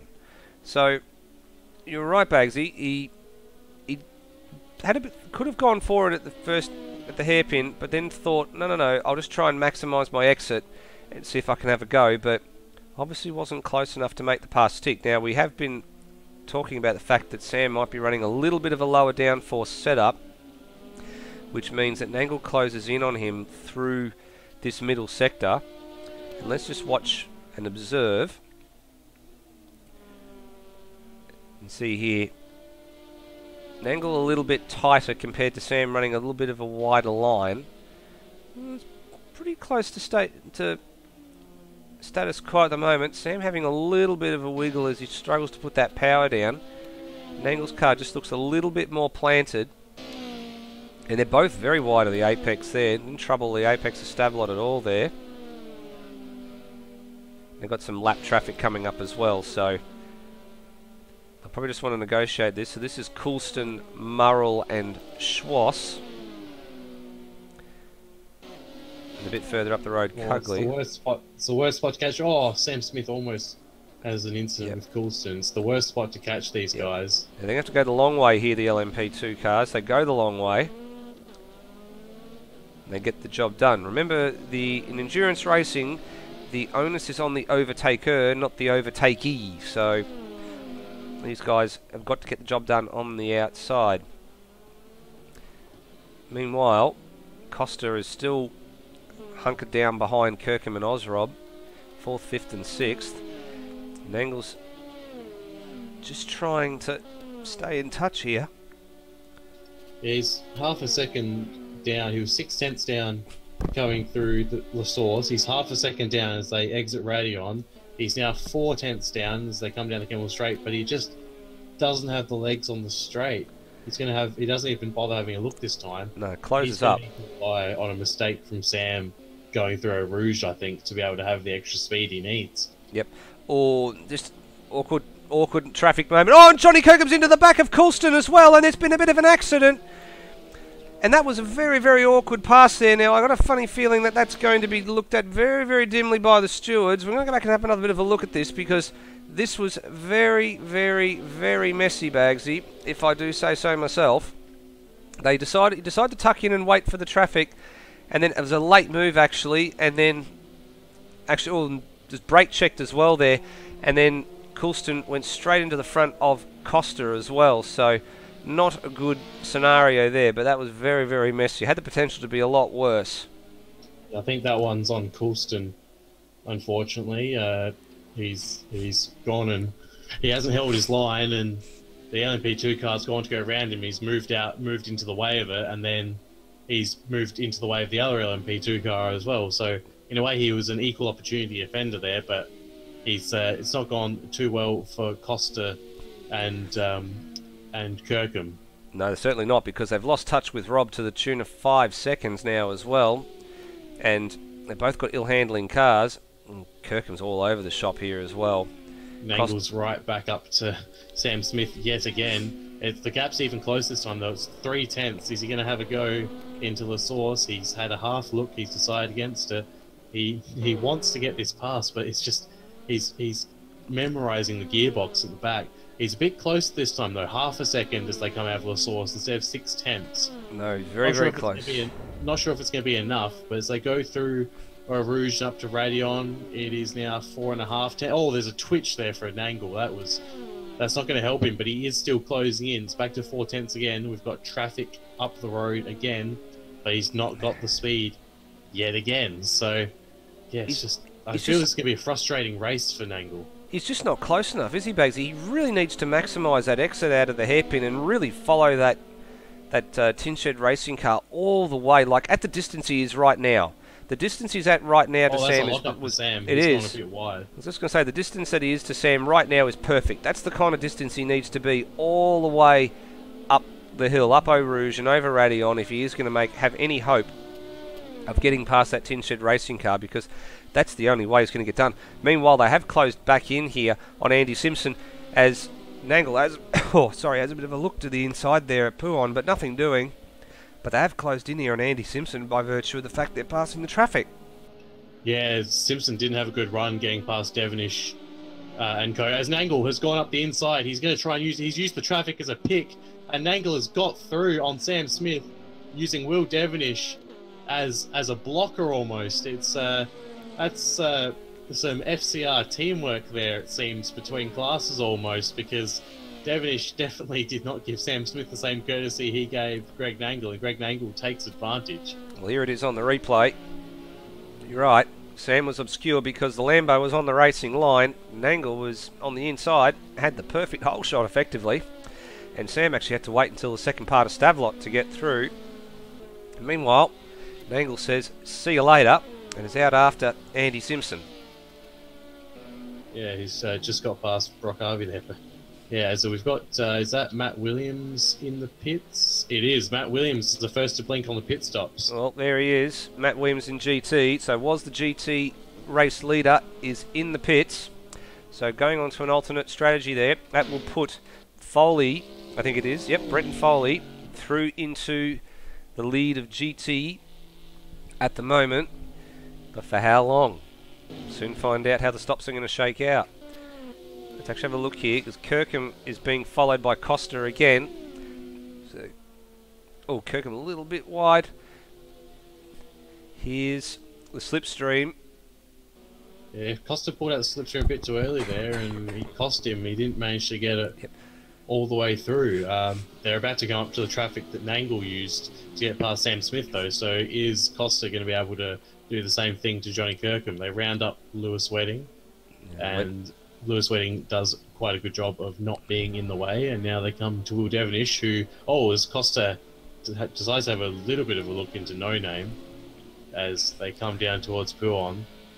Kirkham's got by fine, so that's not going to be any issues with the traffic there. So Kirkham holds that position. They cleared that traffic quite well compared to the front runners before them.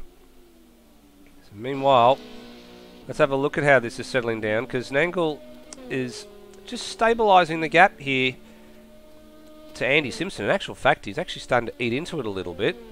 Sam Smith's dropped away a little as well, to the tune of 2.5 seconds. So goes to show there was some extra speed in that FCR Lola.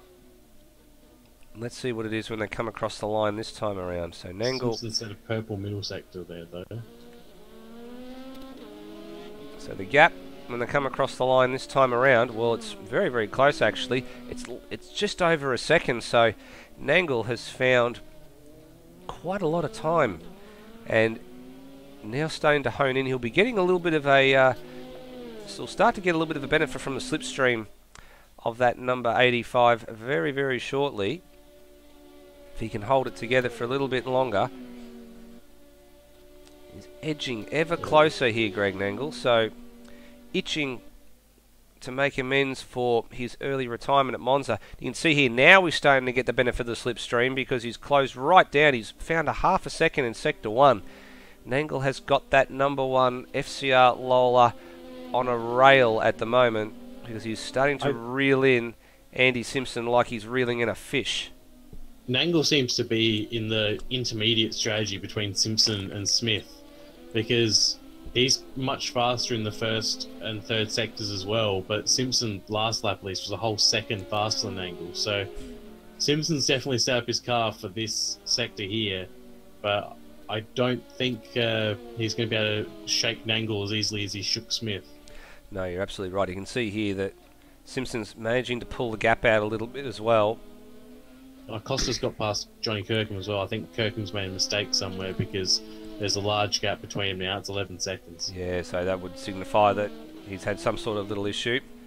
You can see here, you're right. So the gap at this sector split last time was 1.6 seconds. So it's gone from being a half a second at Sector 1, the difference, to 1.3 at Sector 2. So it's an 0.8 of a second swing. Although last time, Nangle found 0.6 in the third sector. So if that plays out correctly, this will then come back to a 0.7 split as Coulston wisely stays out of the way of these two. Let's see how correct we are as they come down to complete lap 12. With just over an hour to go. And he found 0.4 that time, so Nangle definitely quicker, as you said, Bags. He's Sector 1, Sector 3, so it's going to be one of those two sectors where he gets the job done if he can get close enough. And he's already starting to feel the aero wash from that HPD from the Alpine ahead. Only a 10th gain that lap, though, for Nangle. So that middle sector, Simpson is absolutely insane. He's almost a second faster in that sector, which is... I mean, it's keeping him ahead, and it's probably going to keep him ahead tyres-wise as well, potentially. Yeah, you're right. 10th overall through the lap. So he's just chipping away, though, Nangle. And he's pushing Smith. He's pushing Simpson along as well because they're starting to get away from Sam Smith. They're now to 3.3 seconds. So very easy to see that once the shackles have been released on this Lola, that he's right on the back for or pretty much for all of Sector 1 against the race leader. And now he'll be putting Simpson under pressure with his strategy as well. They're coming up to some lap traffic. This looks like it's going to be Brian Walsh, I believe. And they're coming up to in the Ferrari. And yes, it is Walsh. Oh, that's a bit awkward for Nangle, so he'll lose a little bit more to Smith to Simpson than he did this time. So, well, the gap's about the same. So it looked like visually that he lost a lot more, but hasn't lost out too badly. Despite the traffic there, that was a better middle sector for Nangle than he's had in the previous laps. The gap was not as much, and that was with him having a traffic issue in comparison to Simpson. So yeah, it certainly was. Nangle maybe starting to hone in on where Simpson is better and starting to exploit it. A little bit of a moment there in the final chicane. But now to the line. And Simpson holds 1.2 second advantage, so it's got a little bit bigger. So the advantage was Simpson that time around to the tune of 0.3. But this back and forth battle between Simpson and Nangle is going to go on for quite a while here. As I was going to say before, he'll be starting to put Simpson under pressure in terms of strategy. Because we know Nangle, he's got a nickname, and it's the Professor, and it's the Professor for a reason. Because he knows how to drive the car, he knows how to get the strategy absolutely spot on as well. So he'll be making Simpson sweat in terms of strategy calls. GT3 leader Brenton Foley in the pits. Alright, so Foley in, that will put Brock Harvey through into the GT3 lead. There he goes. Matt Williams is currently coming out of Stavelot now, so he's got all the way out of Stavelot down through Blanchimont and the final chicane, while Foley's in the pits. And we're watching that, so Harvey leads from Devonish and Wedding. Cugley now goes through. Foley's still in the pits. Matt Schwass coming in. Where's Matt Williams and all this? So Matt Williams at the final chicane. How has this gone for Matt Williams? So Foley's still stationary, and Williams goes through, and Foley's still way stationary as well. So this is a massive gain for Matt Williams. So Foley's still stationary in the pit. So what on earth is going on there? There might be some damage repair going on. Nah, Foley has taken tyres. Matt Williams did not. Well, there's your answer. Pit lane reporting at its best. So with an hour to go, they'll mean at least a tyre stop for Williams in this stint. So playing the track position game in GT. So just our one retirement so far, which is Jaden Draper. Unfortunate for him on his return to some sim racing. Simpson set to 2:03.5 for a quickest lap. So keeps the gap to Nangle that time around. And in actual fact, if we have a look here, increase the gap as well because there's some lap traffic going on. Now this is Bolger at Eau Rouge, and he's going to have to just have to bide a bit of time here, Greg Nangle, because he couldn't get the pass done beforehand. So a bit of a net gain there for Andy Simpson by virtue of the traffic. I think Simpson is putting the foot down because I think he might be pitting soon. We're at the hour to go mark, so 1/3 of the way through the race. So we might just do a quick run through of the order of the race as it stands at the moment before the pit stops really start to shake out. Shoot. At least for LMP2. So we've got Andy Simpson leading from Greg Nangle, Sam Smith in 3rd, Osrob 4th, Costa 5th, Johnny Kirkham is in 6th, and Luke Emerton is currently in 8th. The pit stops starting to shake out as I see Devonish in the background going to the pits for GT3, so we can't exactly give you a good idea of who's wearing GT3, but Brock Harvey is currently leading. Matt Williams is probably your effective leader, though, in terms of he's the one who's pit and is furthest up on the track. Jamie Snow actually back up in 2nd, so despite that car having taken a massive beating, he's 2nd on the road in terms of GT3 people who have pit, but he is on a different strategy, so because of that damage. So we'll see if he makes it as far in the race. We certainly will. Cugley in as well. Well, we've done the first 30 minutes. And we're watching Andy Simpson here, pursued by Nangle. So Simpson has put the foot down a little bit that time around. And Simpson's in. And it is mirrored by Nangle. Follows. So here we go. It's a pit stop battle. Now, Sam Smith stays out. And Sam Smith stays out. So what are we going to see in terms of a strategy call for the 85 and the 1? So Simpson getting a tyre change. Nangle's right behind too. And they're both going with tyres. And fuel. So pit stop race now, and they're in the same box as well. Simpson's just been dropped. Costa's in as well. Costa in as well. So they're all down. Oh, Costa's. I think there's I think there might be an issue there because I think they might be sharing the same box. So the same pit. Costa's gently nudging Nangle forwards in a. Kirkham comes in as well. So this is horrible for Cam Costa because they're all probably fueled to the max, and Simpson gets out. Nangle gets out, and now Costa gets done. So that's hurt Costa badly. So a little bit of an issue there with sharing the pit boom, and Costa's actually going to be the one that ends up worse for wear. That he's going to drop behind Kirkham as a result of that. So that has not worked out at all for Cam Costa. That's unfortunate for Costa through no fault of his own as well. It's not what he was after. No, certainly not. So Sam Smith... Emerton in the pits as well. So Sam Smith and Osrob, the only two not to pit that lap. We suspect they'll be in this lap as well. So going a lap longer.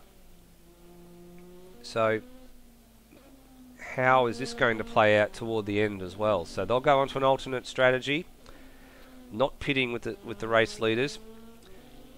Obviously Sam can run a little bit longer. Second in GT3. Yep, so obviously Wedding is in as well now, and Smith and Osrob able to run a little, and that extra lap longer means they'll need a shorter fill toward the end of the race as well. Or if we get the dreaded pace car come out for an incident, then the fuel mileage becomes an interesting battle for them as well. And Sam Smith is in, and Osrob we expect will follow suit, which will... Oh, we had a bit of a moment there through Blanchimont. I had to get out of the throttle. which will hand the race lead back to Andy Simpson. And indeed, Osrob is in now. Simpson has just exited Stavlo. Yeah, Sam Smith's been here for a little while. He's changing tyres. And in actual fact, has increased his gap over Nangle as well to 4 seconds now, Andy Simpson. Through Blanchimont. And he will definitely pick up the race lead quite comfortably. Nangle will slot back into second place overall as well. So pit stops are shaking out. We'll get an updated order in the next probably 1 or 2 minutes. Simpson goes through, Nangle goes through, Sam Smith on the move, Osrob will be on the move very shortly, and then the pit stop cycles will be complete. Only person yet to stop is Brock Harvey for the GT3 cars. The Lotus sipping its fuel rather than gulping, and he's managing to make it a fair bit further. He's 3 laps further than the first lot of GT3 guys who came in, but he's in now. He's in with a 40-second gap to Matt Williams. So he's not going to come out ahead of Matt Williams, but he's going to be very close with Snow and Foley for that 3rd place. Absolutely right. So in the pit entry, there he is, coming down for his stop. Well, the interesting bit is depending on what Harvey decides to do. So taking tyres. So we know Matt Williams didn't take any tyres, but he'll probably need some tyres a bit later on. So you're right, this will probably put him into the battle with probably Snow and Foley, or probably drop him in between Foley and Wedding, I'd imagine. Just depends how Lewis has gone with his outlaps. So the McLaren of Matt Williams will reassume the lead in GT. There's Snow and Foley behind. Here they come. Emerton looks like he's rounding up the Corvettes, and he is. And there's a safety car. The safety car's been called for some reason, so the pits have been closed. We've got a full course caution. Kirkham and Costa have collided by the looks of it. So this is not good if this is the case. So let's have a bit of a look and see if we can see what has happened here, if this is indeed the case. Yeah, Kirkham went around. Costa avoided it. So there was a spin from Johnny Kirkham. Cam Costa managed to get away with it, and it was down at turn 10. Now this is interesting because all the pit stops have been done. So nobody's really going to get the benefit of coming in and topping off here. And some of them maybe they might come in and top off, but everybody had already served their stops. The only one who I can think of that might be at an advantage here maybe is Jamie Snow, because he'd gone onto a different pit stop cycle. He won't be at an advantage. He'll be at less of a disadvantage because because he had to pit earlier. That was what put him off sequence. So he was still going to have to stop an extra time compared to the other guys around him. So he was going to have that issue, but that should remove that issue for him now. He will have to overtake some cars, but he won't have to worry so much. He's very wide there through Pouon, but he won't have to worry as much about fuel at the end. Well, we were going so well. We were almost 40 minutes into this race and we hadn't seen it, but nope. Out comes the HSV pace car with 36 minutes of this 90-minute enduro on the board. And it's Andy Simpson. We've got Lewis Cugley between him, but now the other two of Nangle and Smith will be able to close in. So field compression taking a full effect at the moment. The pit's currently closed, so Draper the only retirement. Miles just exiting the hairpin. In actual fact, Matt Williams, GT class leader, also exiting the hairpin, so they've got a fair way to go to catch back up to the field. This is timed really well for Brock Harvey because he was already in the pits, serving, getting all his fuel in when the safety car was called. So he's all fine with that. The pit lane closes, the entrance of the pit lane closes when the safety car comes out. The exit does not. So if you're already in the pits and getting all your service done, you're fine. So he also pit very late. It was about the 37, maybe a bit early, maybe the 36 minute mark he came in. Yeah, 36-minute mark he came in. And Cugley just being released here. Sorry to cut you off, Bagsy. Cugley being released from behind the pace car, so lap runners look like they're getting allowed through. Continue. If this safety car will be at least a few laps, and it's more importantly, it's going to take up a lot of time. So if this gets to a point where, I mean, if there's another safety car, or if he's able to save fuel a bit more, he might not have to stop again if he's very, very conservative with his petrol, which could secure him the win, because that's that not having to stop is a whole minute saved. So that's a lot of time. We're almost halfway through. We've done 18 laps, so you can almost afford 3 seconds a lap to give up in fuel saving to make that work. So that's a potential option on the table for him if he's able to make it work. As we see Cameron Costa come into the pits. So we're just positioning our camera here just on the main straight to see who comes in. So Cam Costa taking the opportunity, and only lead lap cars can pit this lap, I believe. That's right, and he's just topping off fuel by the look of it as well. So he was unfortunately disadvantaged at the pit stops there because he was sharing a pit boom with Greg Nangle. So now this puts him off sequence to Nangle, which is probably a blessing for him now to be off sequence. He won't have that risk again. And more importantly, not costing him any time. No, certainly not costing him any time. Did a very, very good job to avoid collecting Johnny Kirkham when he spun down at turn number 10. But managed to didn't keep the car straight. He ended up looping the car. And he gets away with no damage. Let's see if there's anybody else taking to the pits. They won't until next lap for the rest of the lapped cars will be able to pit. So we will almost certainly see a flurry of activity soon. So Emerton's the only car that's on the track at the minute in a position where he can pit, and he elects to stay out. Jamie Snow's just pit. Yep, so Snow is in. Although, is he... I'm not sure if he's lead lap or not, but he was allowed to come in, so... actually, no, I'm not sure. Because he's not allowed to come in. His car, it's still showing that the GT cars are not able to stop. So that's an interesting thing. So I've got a funny feeling he's going to cop a penalty for this. Yeah, because there's another pack of cars that are basically on the other end of the circuit from... they've just gone through the source now, and the rest of them are up so they're coming up the Kendall Straight at the moment. Yeah, so they're that's interesting. I wonder if he'll get a penalty for this, because they technically just did the lap that the LMP2 cars were allowed to pit, not necessarily the GT3. So we'll see how that goes. Well, we're keeping an eye on that. We're just seeing there's a few cars also that are out of position, such as Murrell and Schwass are out of position because they're caught up in between the GT, in between the LMP cars. Snow's still in the lane, and there it is. Drive-through penalty, Jamie Snow. So he's pit with a closed pit entrance, and unfortunately, we'll be doing a drive-through when the flag goes green. So unfortunately, that one's not getting removed because he has pit with a closed pit board. Meanwhile,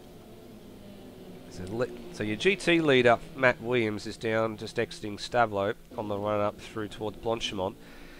The other cars are just coming down to Stavlot at the moment. So Foley and Co will be catching up rather quickly.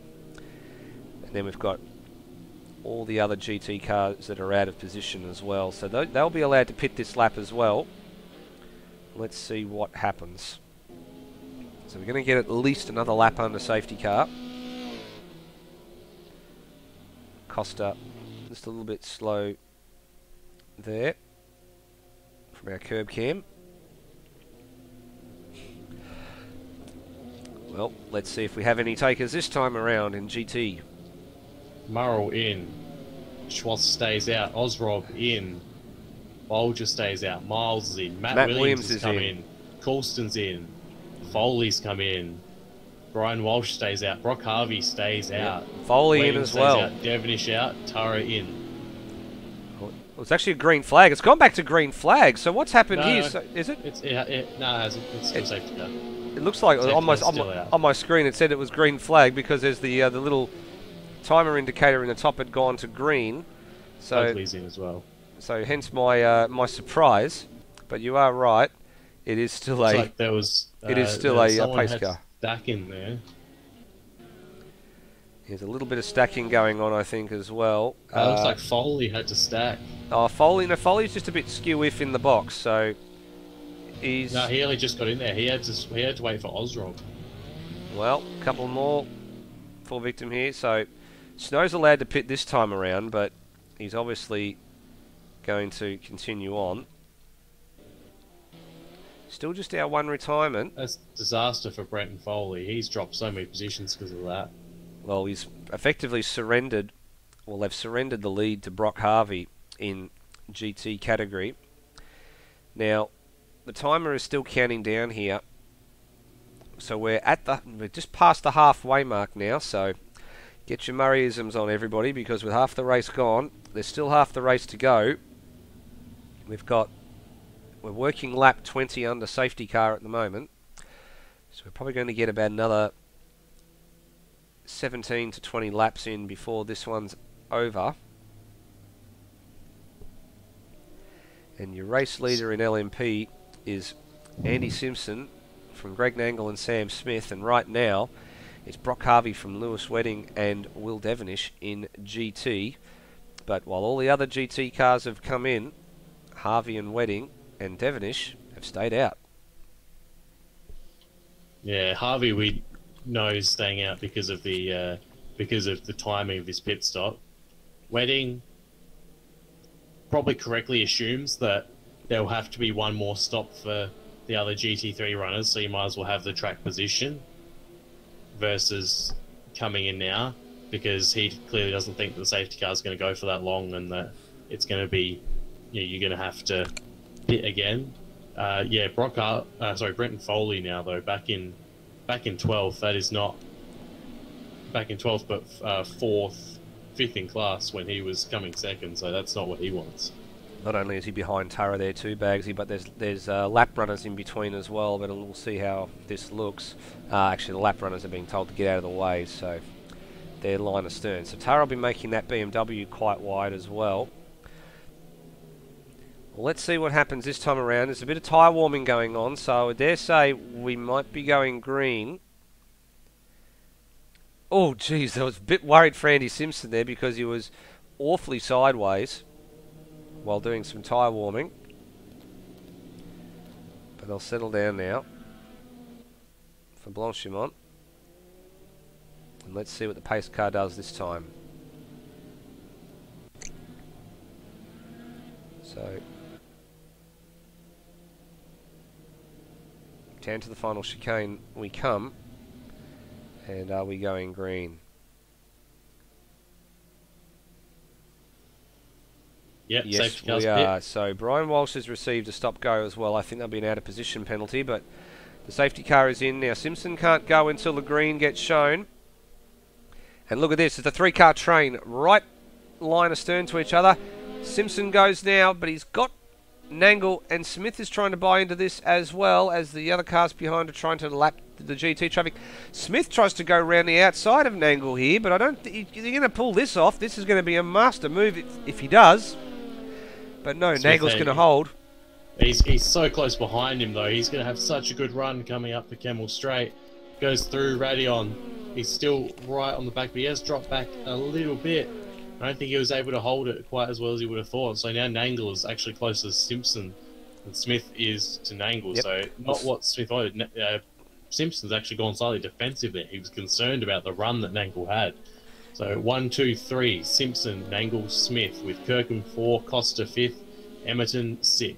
Absolutely, and then Osrob's actually got himself a stop go as well. So That's interesting. I'm wondering what that one's for, but he's received a stop-go.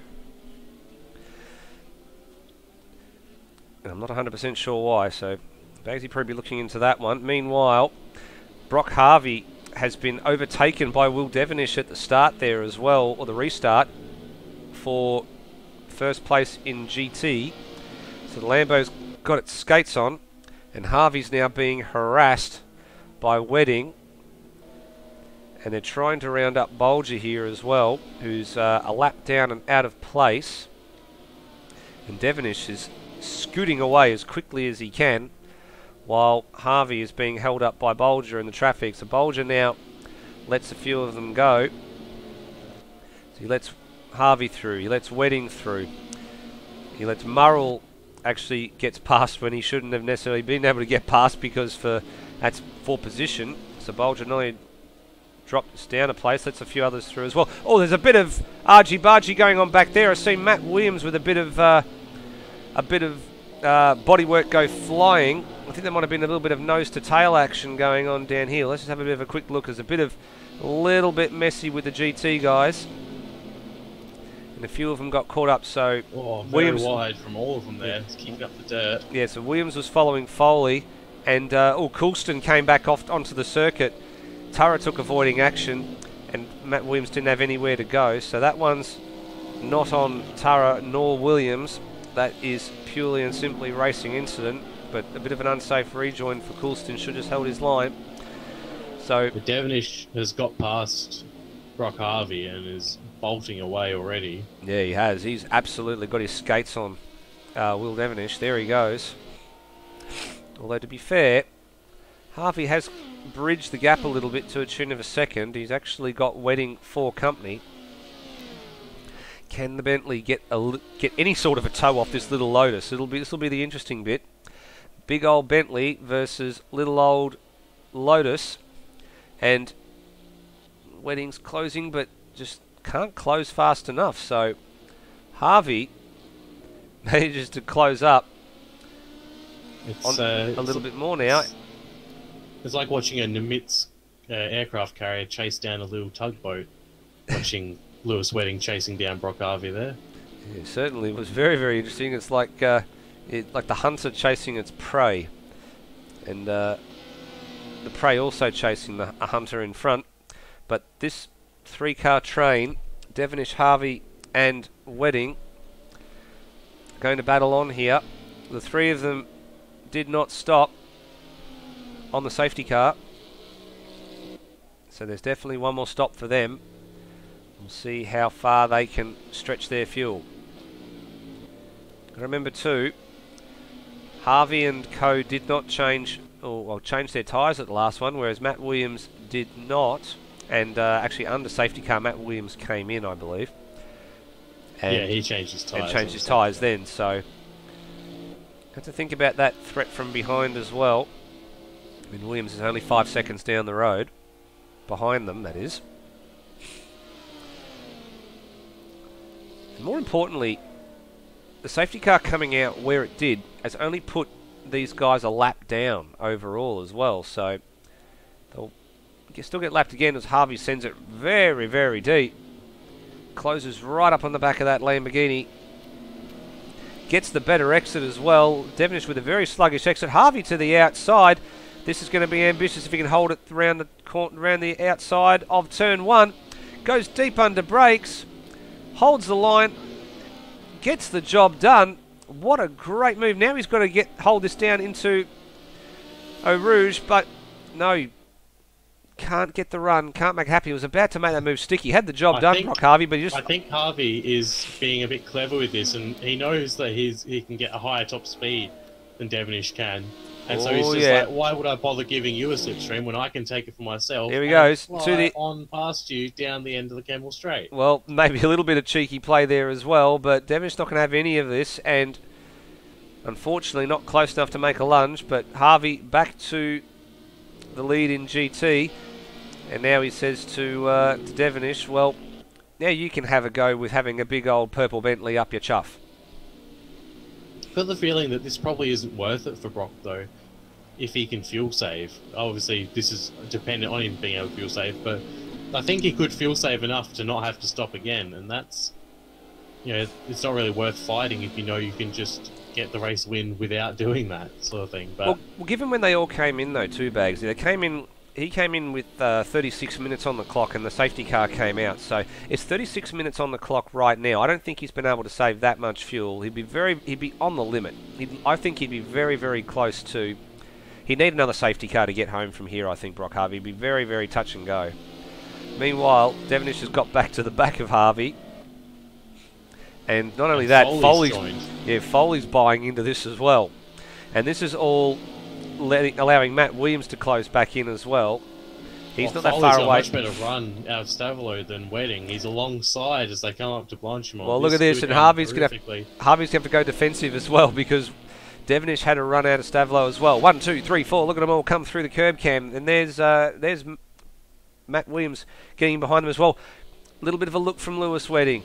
Harvey covers off Devonish. Oh, Harvey goes deep, and he's going to be compromised here if he doesn't get this right, but no, he manages to hang on just, so he went a little bit too deep there, Brock Harvey. To the outside of Wedding, though. Is Foley going to be able to out-break him around the outside? Well, here we go. A bit more of a run. Wedding's got the inside line for defence here, so Foley thinks better. He'll try the crossover. It's a drag race down to Eau Rouge. Well, Foley's got a good run here, actually, and this is going to be very touch and go. Who's going to cede position? It's Foley. Foley lets Wedding go. He's going to tuck into the slipstream here, Foley. This Corvette we know is dynamite in a straight line. Oh, he's got such a better run out of Radion as well. All over the back. All the way up the back. He's counted the rungs on the splitter at the back there, and he's alongside Lewis Wedding.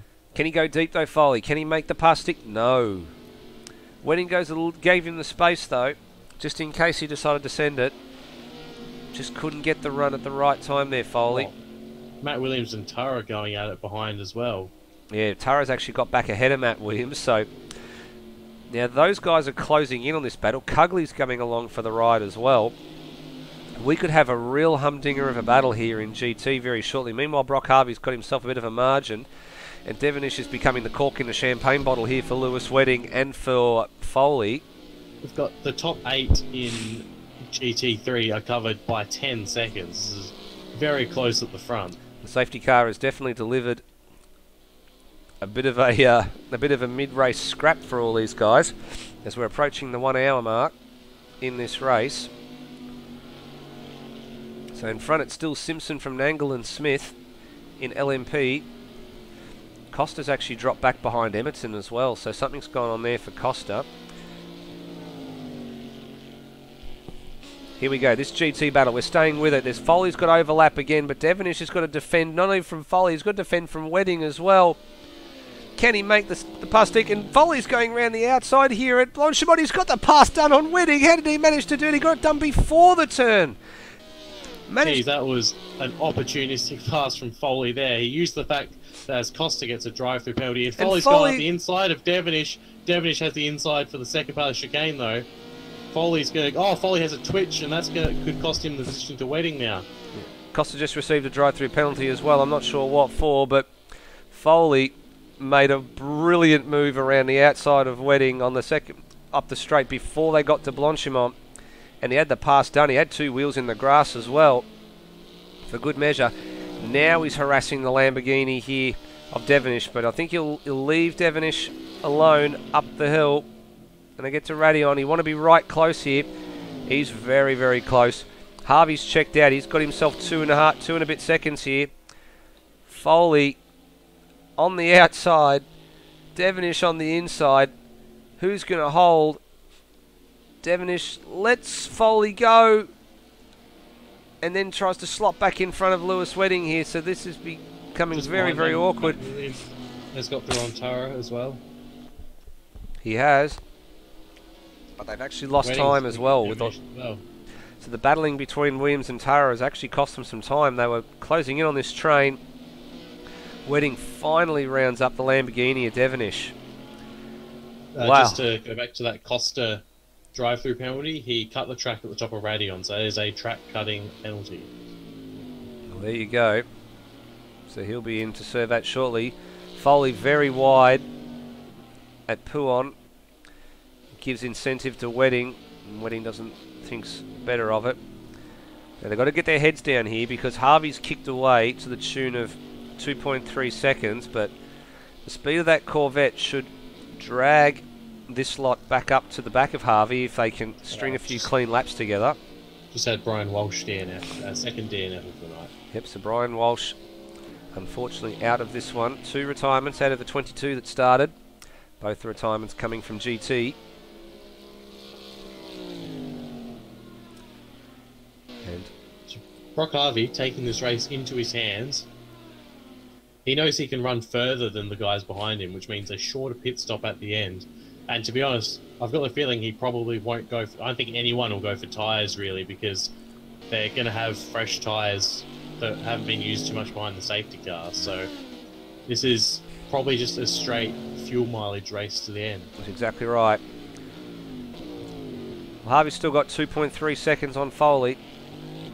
Wedding's close. Devonish is still hanging around, but he's dropping off the back of this as well. Matt Williams is 5.5 seconds behind Foley at the moment, so he'll be in that cockpit saying quite a few expletives, I think, with the way his race has panned out at the moment. But he's still got 30 minutes to make amends. They've all got to stop one more time at least. With 30 minutes to go, 2/3 of the way through the race, we'll give a quick run through of the positions again. Andy Simpson leading, Greg Nangle second, Sam Smith third, Johnny Kirkham fourth, Cameron Costa is in fifth with a drive-through hanging over his head. He served that drive-through by the look of it. He has served it. All right. He's got Emerton just behind him. Osrob is now in seventh. I believe he had a stop-go penalty. He did, and has been served. GT3, Brock Harvey leading to the tune of 2 seconds. Lewis Wedding and has actually got past Brenton Foley. So he's made that pass at the end of the Kemmel Straight from the looks of it. So Lewis Wedding second, Brenton Foley third. Fourth in GT3 is Will Devonish. Fifth, Matt Williams, who was leading our leader earlier in the race. Sixth is Greg Tara. Seventh is Lewis Cugley. Seventh is James Snow. Matt Schwass, followed by Bolger, Coulston, and Murrell. And then our three DNFs, sorry. Brian Walsh.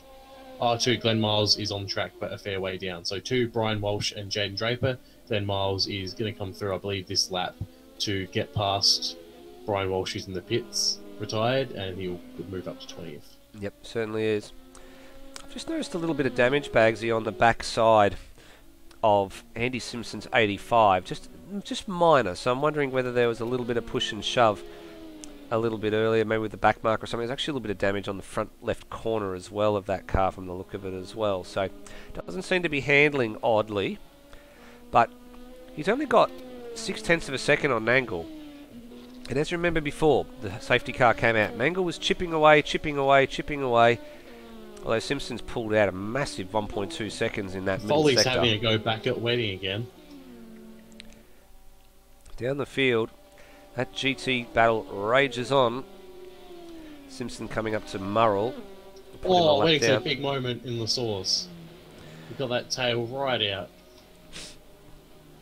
So Simpson negotiates Murrell as he works lap 27. So we're going to get close to a Grand Prix distance in here. The Simpson sets a 2:03.1. That was that's quicker than his qualifying lap. So got the foot down, but mind you, Nangle wasn't that far off a decent lap either. So got the gap down to 1.4 seconds with the traffic congestion. Nangle got to really think about how he's going to try and outfox Andy Simpson here. If he is going to do it on strategy and strategy alone, he's going to have to think about when he can actually do it. We've got Osrob coming up to Luke Emerton.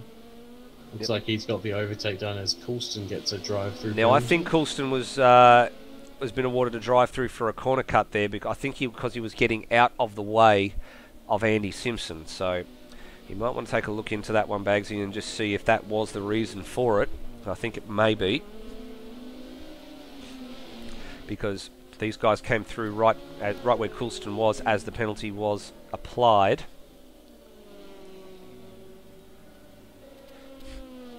Angle was slightly compromised there because he'd Bolger on the outside. of Puon, so couldn't take his full racing line, but Bolger did do his best to get out of the way there. That one for Coulston was all on his lonesome there. He was ahead of them still when he cut the corner, so that one is all fair. Oh, Simpson's gone. Yeah, Had a massive moment. he had a very big wiggle as he was lapping Schwatter there. But hasn't hampered his progress too much, but it means that he didn't gain any time on that middle sector as per what he has been over Nangle. So just under 26 to run now. Oh, Wedding's pit. Wedding's in the pit, so an early pit stop for Wedding. He's wanting to get out of sequence from the rest of them. So the And he is changing tyres as well. So strategy game playing out, and you're right, he's in the pits as this lot come past. So Simpson, Nangle, Smith, they're all on the same bit of tarmac, separated by 5 seconds, and now they've got to start thinking about when they're going to come in and what they're going to do. Meanwhile, back in GT, it's still Brock Harvey leading. Foley's trying to hunt him down. Matt Williams has moved through into 3rd place, so he's rounded up Devonish. Also by virtue of the fact that Lewis Wedding has pit. Lewis Cugley having a good run. He's been hanging on to the back of Matt Williams for quite a few laps, but just lost a bit of touch now. I'm not sure if Lewis changing tyres there might have cost him a shot at this race win. Because he is 52 seconds down on Brock Harvey now, and he was right behind him before he came into the pits. So that's a lot of time. Brock Harvey's going to be stopped for a much, much shorter time because he probably won't change tyres, and he will not put much fuel in at all to make it to the end when he finally needs to pit. I think it's definitely an interesting conundrum, I think, as well, because you're right. Harvey's probably just going to go fuel only and straight back out because he'll be pitting that close to the end of the race, so he'll be able to survive on the tyres that he's got. The only thing I can think of is that Lewis Wedding is going for the fresher tyres because he knows if he's got any chance to win this race, he's going to need to pump in the laps, and to do that he's going to need the best rubber underneath him that he can get.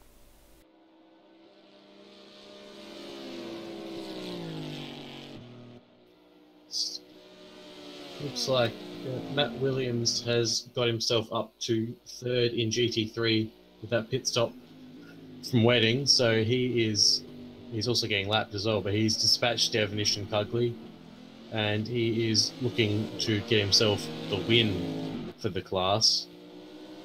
He's not too far away either. A mistake. Actually, he's come into the pits now as well, so that is Matt Williams in as well. And Devonish too. So we've got Williams and Devonish in. Cugley stays out. So that is some earlier than expected pit stops for Devonish and Williams, and also for Wedding. So Wedding has come out of Stavelo now and is heading down towards Blanchemont as these guys pull to a stop in the pit lane. Matt Williams no tyres. Not changing tyres. Devonish is though, so Devonish is almost certainly going to lose out in compared to Matt Williams. We'll see how far out they are. We've got Wedding is now 15 seconds behind these guys. He's coming into the chicane now, and we see Matt Williams still stopped in the pit lane along with Devonish. There is Wedding. Matt Williams will probably be moving very soon, you'd think. He's not there. There you go. Matt Williams is out as Lewis Wedding goes around the final corner. First corner rather. Matt Williams also goes around the first corner, and Matt Williams is ahead. Not changing tyres there, has got Williams ahead. He's got more worn tyres than Wedding, but he's got track position. The Wedding's going to have pace though up the hill there here, Bagsy. He's right in the slipstream of that McLaren. He's perfectly placed with the fresher rubber and the slipstream. This should be easy pickings if he can make it happen to the outside. And look at that massive speed advantage as well. Williams tucks in here, but then Wedding says, oh no you don't. Goes to the inside, breaks that slipstream to avoid getting repassed. So great driving, Lewis Wedding. So using those tyres, new tyres to full effect and the slipstream to boot, gets himself back up to 13th on the road.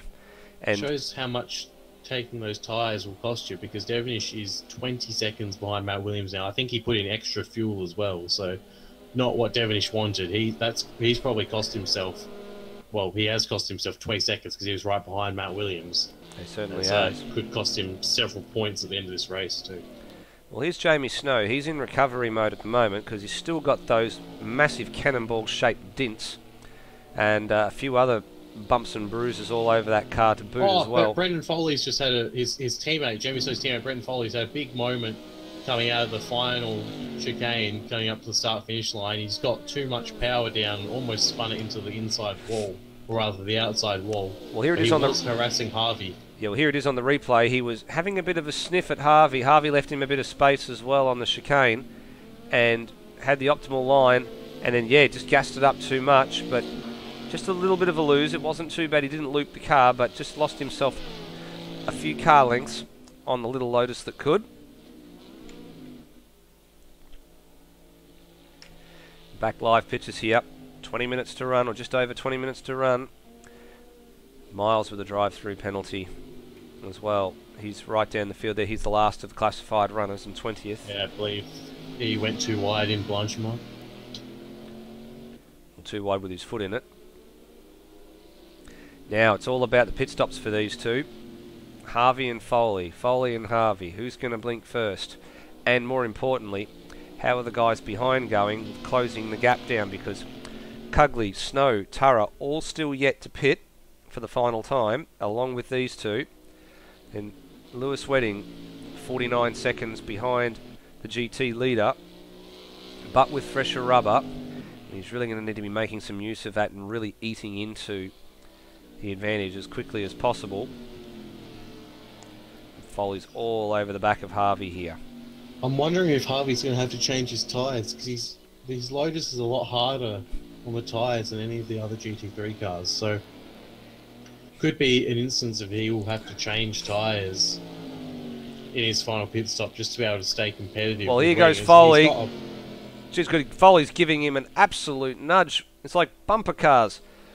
That Corvette is looking for a way around, but not going to do it here. Harvey occupies the line. He'll need to go defensive as well into the final chicane. And no, he doesn't go defensive. He takes the optimal line here, Harvey. He likes that line across the late apex. Matt Williams, a drive-through penalty. What on earth has gone on for Matt Williams? So he's stopped recently. Not only did he come out and he was ahead of Wedding. He's gone wide in Pouon. He's gone wide in Pouon with his foot in it. So that is strike 3, or strike 4, sorry, for Matt Williams. That is 3 strikes, and now the stewards have gone whack and said, no, son, you're going to have to tour the lane. That's terrible for Matt Williams. Cameron Costa's had an accident coming out of the final corner. He's hit the inside wall there. Well, there he has too. So he's getting going. So let's have a bit of a look at what happened to Cam Costa, because this race certainly has not gone according to plan for the number 50 Lola. Let's see what happened to him. Didn't use any curb. Gassed it up too much, and light front-on contact with the outside wall. So with Matt Williams having to tour the lane now for that drive-through, I don't think he'll lose the position to Will Devonish, because there was 20 seconds to Will Devonish, and it's not going to cost him that much time to tour the lane. But it's pretty much put pay to a chance of a podium for him in GT3 class, so he'll be kicking himself there. Yeah, he was very, very vocal after the Monza round as well, that he should have done a lot better. So he'd be kicking himself again very, very shortly.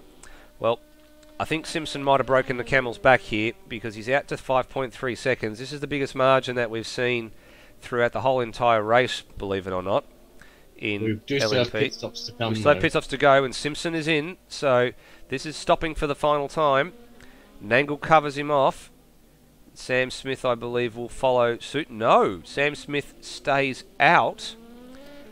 Kirkham came in as well. And Kirkham came in as well. So Sam Smith will take over race lead. Tyre changes for Simpson. And for Tyre Nangle. changes for Nangle.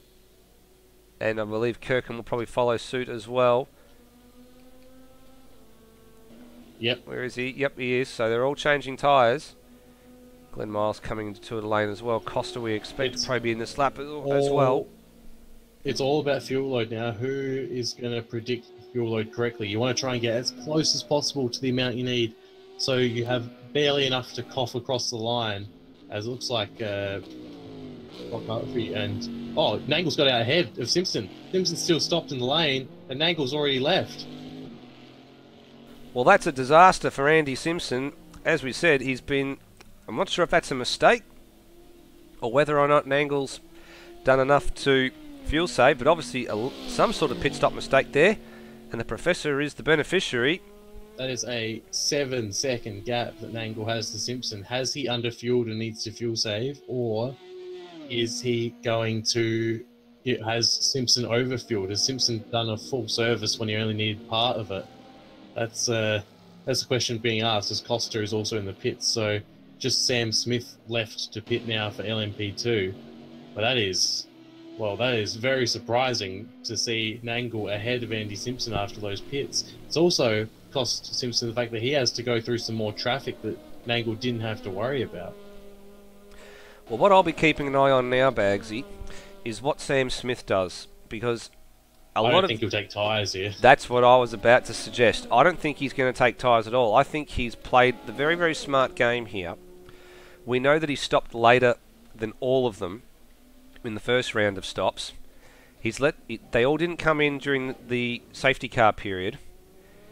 And Sam's going around again. He's going around again. So, can he make it on... Surely not. No, he can't make it. Oh, another drive-through for Matt Williams. So, another corner-cutting problem for Matt Williams. Yeah, surely Sam can't make it on fuel. He's done a 2:04 that time around, so he's not letting off.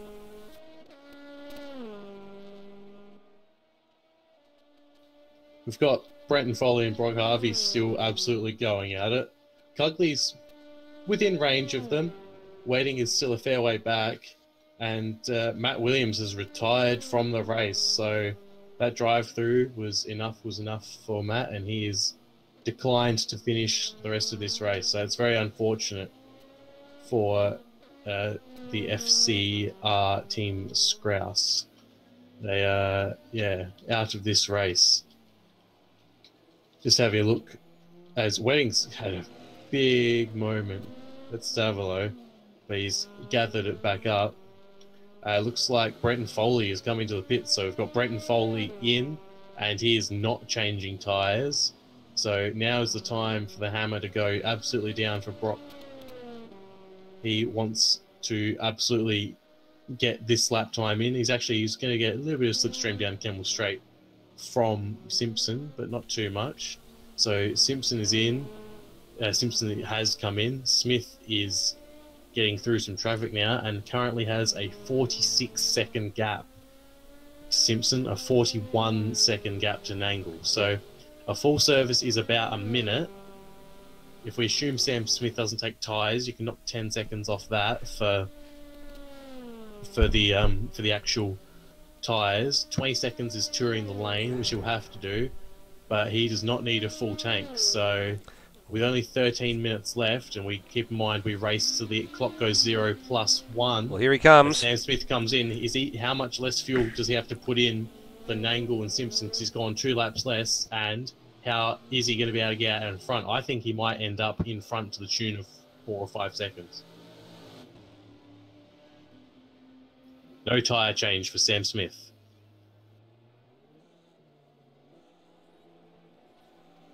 We've got Osrob has actually also had Cam Costa get right up to the back of him as well. So that is Costa looking to get that 5th place off of Osrob. Or Simpson's had a very close moment with Coulson as well. Sam Smith has exited the pit lane the whole straight ahead of Greg Nangle. So that is even more than the 5 seconds that was predicted. That is an 11-second gap for Sam. He's got older tyres, but he's got probably 5 laps to go just based on where he is at the moment. I dare say it's probably closer to 6, Bagsy, because there's 12 minutes left on the clock. Oh, and sorry, it's a 2 minute lap plus there's going to be at least one extra one. So he's got about 7 to 8 laps to do here. But he's outfoxed them all. But the question is whether or not the Professor can make any sort of impression with those newer tyres. Harvey and Cugley are in the pits now too. So splash and dash for Brock Harvey. So let's see what he can do. So here he is. Yep, you're right. No tyres as well. Cugley comes in. Cugley is changing tyres. He's getting tyres.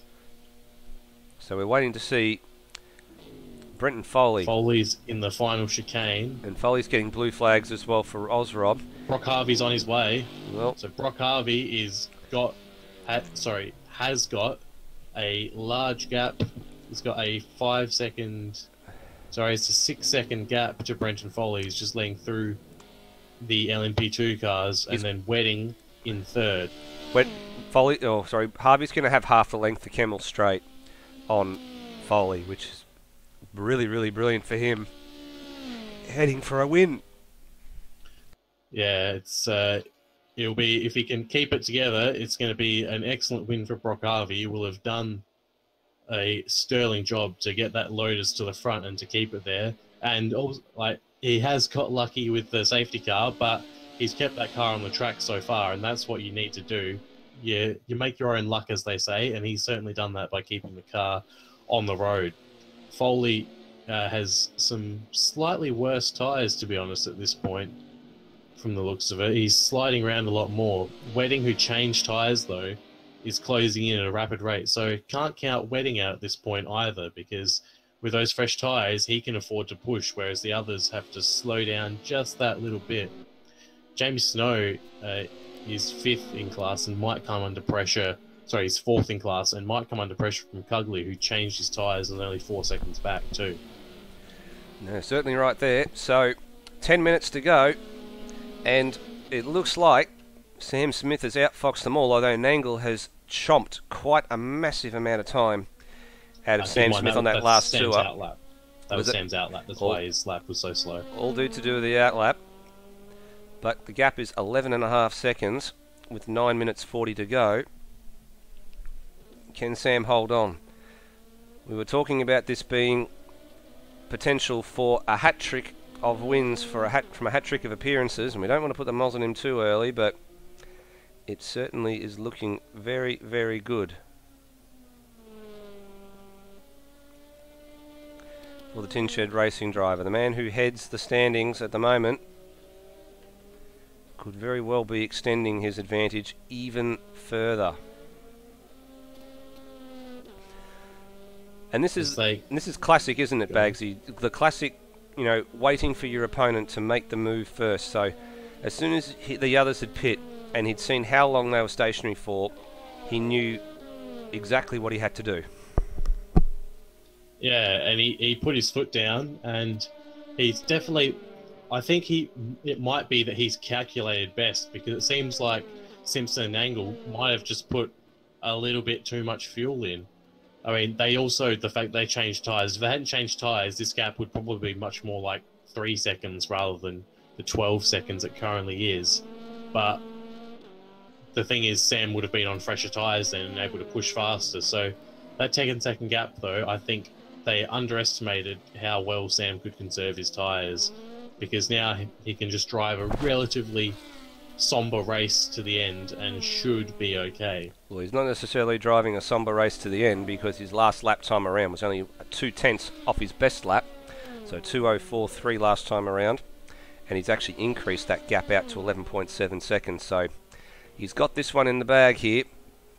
Speaking of gaps, rather ones that are decreasing, Brent Foley is now within 5 seconds of Brock Harvey for the lead GT3, and Wedding has closed in to less than 2.5 seconds away from Brenton Foley. So Wedding potentially still in for a shot this race win with these fresh tyres.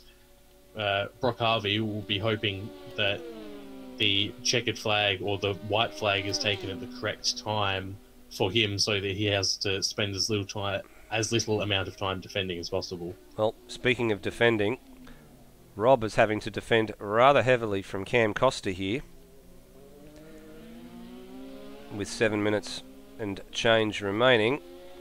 Here's Cam Costa on the fight back after a couple of penalties and having to avoid Johnny Kirkham's spin that brought out the safety car, as Mike Coulston receives a drive-through penalty. Let's see if the pink number 50 can out-muscle the green and gold Alpine down the Kemmel Straight. Is he close enough, Cam Costa? Trying to look for the toe. Not doing, and Rob will comfortably hold that down into the Lacombe chicane.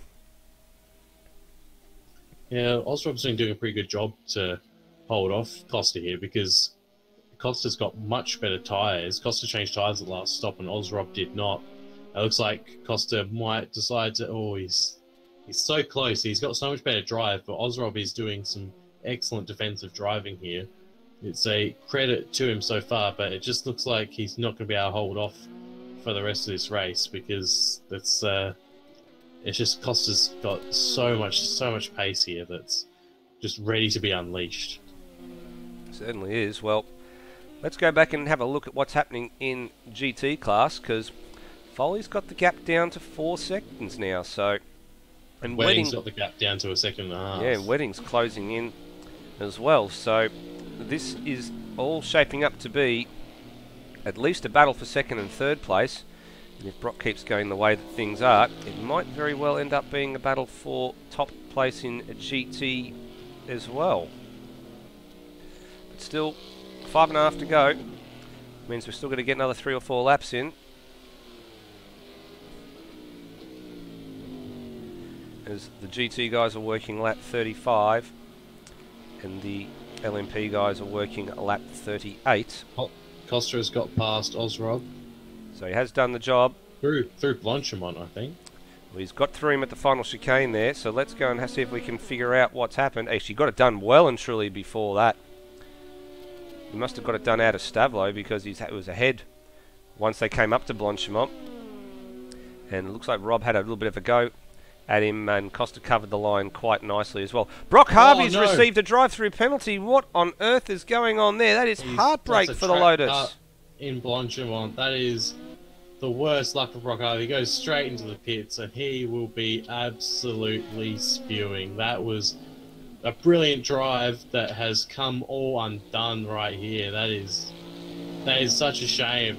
I was looking forward to calling him across the line for the victory there, but just a little bit too happy going through Blanchimont there, and that has cost him quite dearly. He's not too far behind Wedding and Foley, so if there's a mistake between them, he's still got a chance, but what was a 3-second lead has now turned into a 5-second deficit. Well, that makes the battle between Foley and Wedding the battle for top honours in GT, and Wedding on the comeback trail needs to secure a good finish here because it's Foley who heads the standings at the moment, along with Boki's PBF racing teammate, and he's driven a superb race all race along, Brenton Foley. So he's been driving very cleanly as of late, and he's now got to fend off the reigning GT3 champion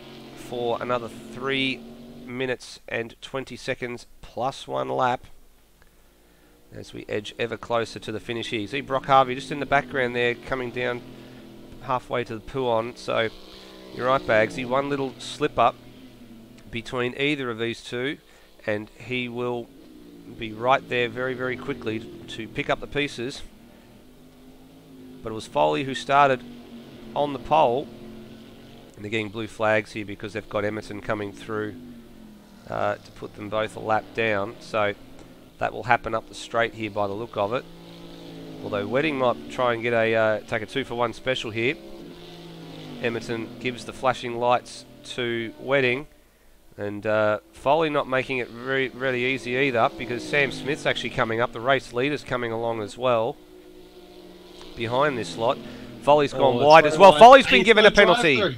We saw that on the screen. Foley went very wide, kept his foot in it, and that is a big no-no, and he's going to go for another lap. So now this is interesting too, because if you do not serve your penalty and you finish you need to serve your penalty within 3 laps. Now this trio, Sam Smith has just crossed the line behind them, so there's guaranteed to be at least another 2 laps for these guys. Well, so that's interesting, is that Sam Smith's crossed the line with 2 minutes and 6 to go, and he's been lapping in the 2:04s. So he might slow up a bit here, just for the fact that it means he'll have to do.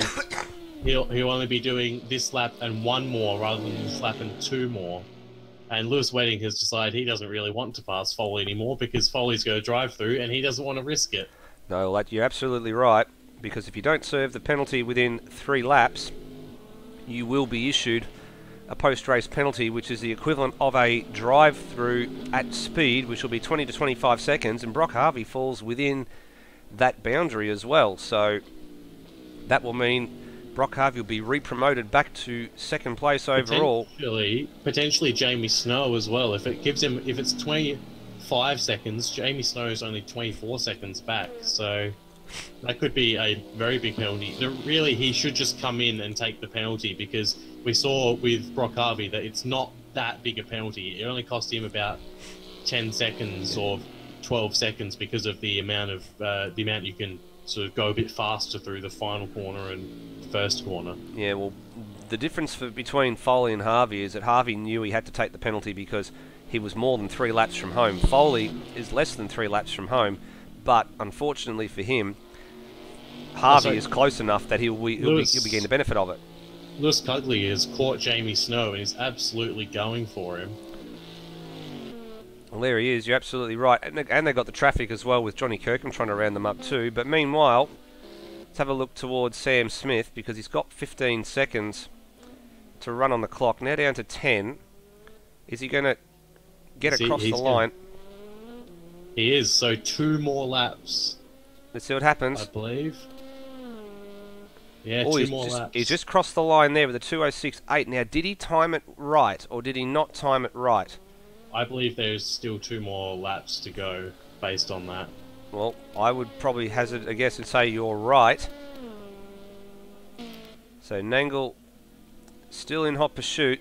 Got the gap down to 9.3, but still a long way off of the back of that car. Andy Simpson, strategy yet again, lets him down.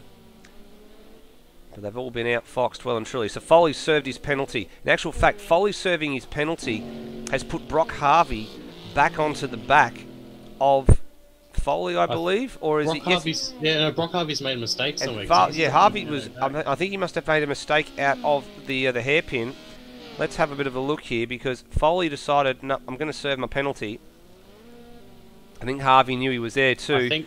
I think Harvey, what happened here? No, he was just a bit too far back, so maybe he made a mistake somewhere else on the lap. Mistake somewhere else on, yeah. So Lewis Wedding basically just he's got a 10-second gap to Foley. He basically just has to not get a track cut in the next 2 laps, and he will come home the winner. He's seen everyone in front of him fall off the road. Just not even fall off the road, just lose themselves the race by pushing a bit too hard. So it's all fallen into the lap of Lewis Wedding. The man who, in GT3, last time we were here, exited on the parade lap because his internet froze or his Twitch froze or something happened to him, but he exited on the parade lap and didn't take part, but still somehow won the title in that season. And it's all fallen into his lap today. Sam Smith rounds Blanchimont for what we believe is the penultimate time. He crossed the line literally as there were zeros on the clock, so we suspect that there is 1 more lap to go, and let us find out. So he comes to the line right now, and Bagsy is correct, so this is the final lap, and Bagsy will notify the field that the leader has taken the white flag. This is the final tour. He has backed out of it too. The gap's down to 7.7. Smith is in control. Nangle comfortably holds 2nd. Andy Simpson settling for 3rd at the moment. Johnny Kirkham will hang on for 4th if it plays out the way that it is. Harvey hasn't given up yet. Cam Costa receives a drive-through penalty, so he's in 5th place, and that probably would have been for a track cut that I've just seen. Probably taking a bit too much on the exit of the chicane before Stablock. That might cost him... actually, if he takes it this lap, he should be fine, because he's got a gap to Osrod, but if he doesn't, it'll probably cost him it'll be more a post time. It'll be a post-race if he doesn't take it now, so... Then the post-race, I believe, is set at 20... Might be 20 or 25 seconds, I'm not 100% sure. I believe so, yeah. And what does he do? Yeah, he's taking it now. So smart move, Cam Costa, taking it now, getting it over and done with. That'll maintain position ahead of Rob if that's the case. yeah, he's got comfortable margin on Rob as well, so not an issue there. Well, you said about Lewis Wedding is that he either wins or DNFs in this series so far, and so far he's gone DNF, win, DNF, and it looks like it's going to be another win. Well, speaking of wins, we alluded to this man at the beginning of the night that he was targeting 3 in a row from 3 races, and he's going to do just that. Your pick, Bagsy. He outfoxed them all on strategy, waited for them all to stop, and then just said, thank you very much, fuel only for me. 3 race wins in a row for Sam Smith from 3 races raced, a 100% strike rate in this series. Greg Nangle comes across the line for second place. 7.7 seconds was the winning margin in the end. Andy Simpson, who led the majority of the race, comes across the line for his first points, I believe. Finishes 3rd overall. Johnny Kirkham will finish 4th, and some much needed points for him as well. Lewis Wedding, or Cam Costa, will finish 5th ahead of Rob overall. Emerton actually came into the pits. Must have been a late splash and dash because Lewis Wedding wins for GT. Foley will finish 2nd. Brock Harvey on the podium, so the little Lotus that could does end up on the podium, but not in the position that he was hoping for. Could have been so much better. Cugley's had an excellent drive. He hasn't moved any positions, but he's maintained that spot right there. That's probably one of Cugley's very well deserved 4th. That's one of Cugley's probably his best drives to date in this series in his very young career in sim racing. Has all Jamie Snow's come through for 5th. Yep, as all the shenanigans are going on behind. Comes across the line for 6th place. Taro is going to finish 7th in the GT3. Yep. And Scott Murrell will finish 8th. Matt Schwartz will finish 9th. And Coulston will take out the 10th place in GT. We only had 3 retirements after all of that: Williams, Walsh and Draper, so actually a pretty good strike ratio as well in terms of the number of retirements. We've had quite a few over the last couple of races, so good to have a few less DNFs than usual. Yeah, it was 3 DNFs is quite impressive, to be honest, over such a long race distance. Yep. As all the fun and games are going on at the moment, with all the cars being bounced through trees and posts and all sorts of things. So final race time was 1 hour 34 minutes and 9 seconds for Sam Smith. So basically as long as an hour and a half race could possibly be, really, because we got essentially 2 extra laps on the end. We certainly did. Well, speaking of the man himself, you've made it 3 wins from 3 starts, Sam. You maintain your 100% strike ratio, and you did it all on strategy at the end. You just waited for them all to pit and just decided, oh, well, I don't need to take tyres, and fuel was enough for you. Yeah, it was a bit surprising, to be honest, because those 2 guys are way quicker than me the whole time. But, yeah, I don't know why they took the tyres, but I didn't, and it worked out. Yeah, it certainly did. You alluded to the fact that they were quite substantially quicker than you for most of the race. We cottoned onto the fact pretty early that you'd probably set up your car for a bit more straight line speed, and you were losing out a little bit through the middle sector. I think Greg actually had something set up similar as well, losing through the middle sector, but a bit quicker down the straights. Was that a deliberate decision, or was that just you weren't comfortable with going in the middle sector at the same pace that Andy Simpson was? Yeah, I think I had less wing, and I think that he changed his wing. I think he took 1 click off because after the first pit stops, he was heaps quicker down the straight line. And he was different at the start of the race, but yeah, I just couldn't keep up with it at all. No, certainly for most of that race, the gap didn't get out beyond 10 seconds at all in LMP until sort of after the pit stops had shaken out from the second safety car. But no, take nothing away from you, mate. You've done a fantastic job. You got 3 on the board, and you lead the series comfortably. And you've outfoxed 2 quicker guys and ended up on the top step of the podium. Congratulations. Thank you very much. And second place man Greg Nangle's in here as well. So Greg, you had a good little battle in the middle there of the race with Andy Simpson for a bit of back and forth, and sort of give a little bit and take a little bit. And at the end of the day, what prompted the decision to take the tyres at the end of it all? Because that was the decision ultimately that cost you probably a shot at top step. Yeah, I don't know. I just thought it was the right thing to do at the time. My tyres were sort of starting to lose a little bit of grip. They were still okay, but I thought I'd just go for it anyway. I didn't realise Sam wasn't going to stop, of course. That was a masterstroke. Well done, mate. Well, Yeah, cheers. Congratulations from the professor, mate. So nothing to be frowned upon there. Greg, certainly good to get some points on the board after your early exit at Monza as well.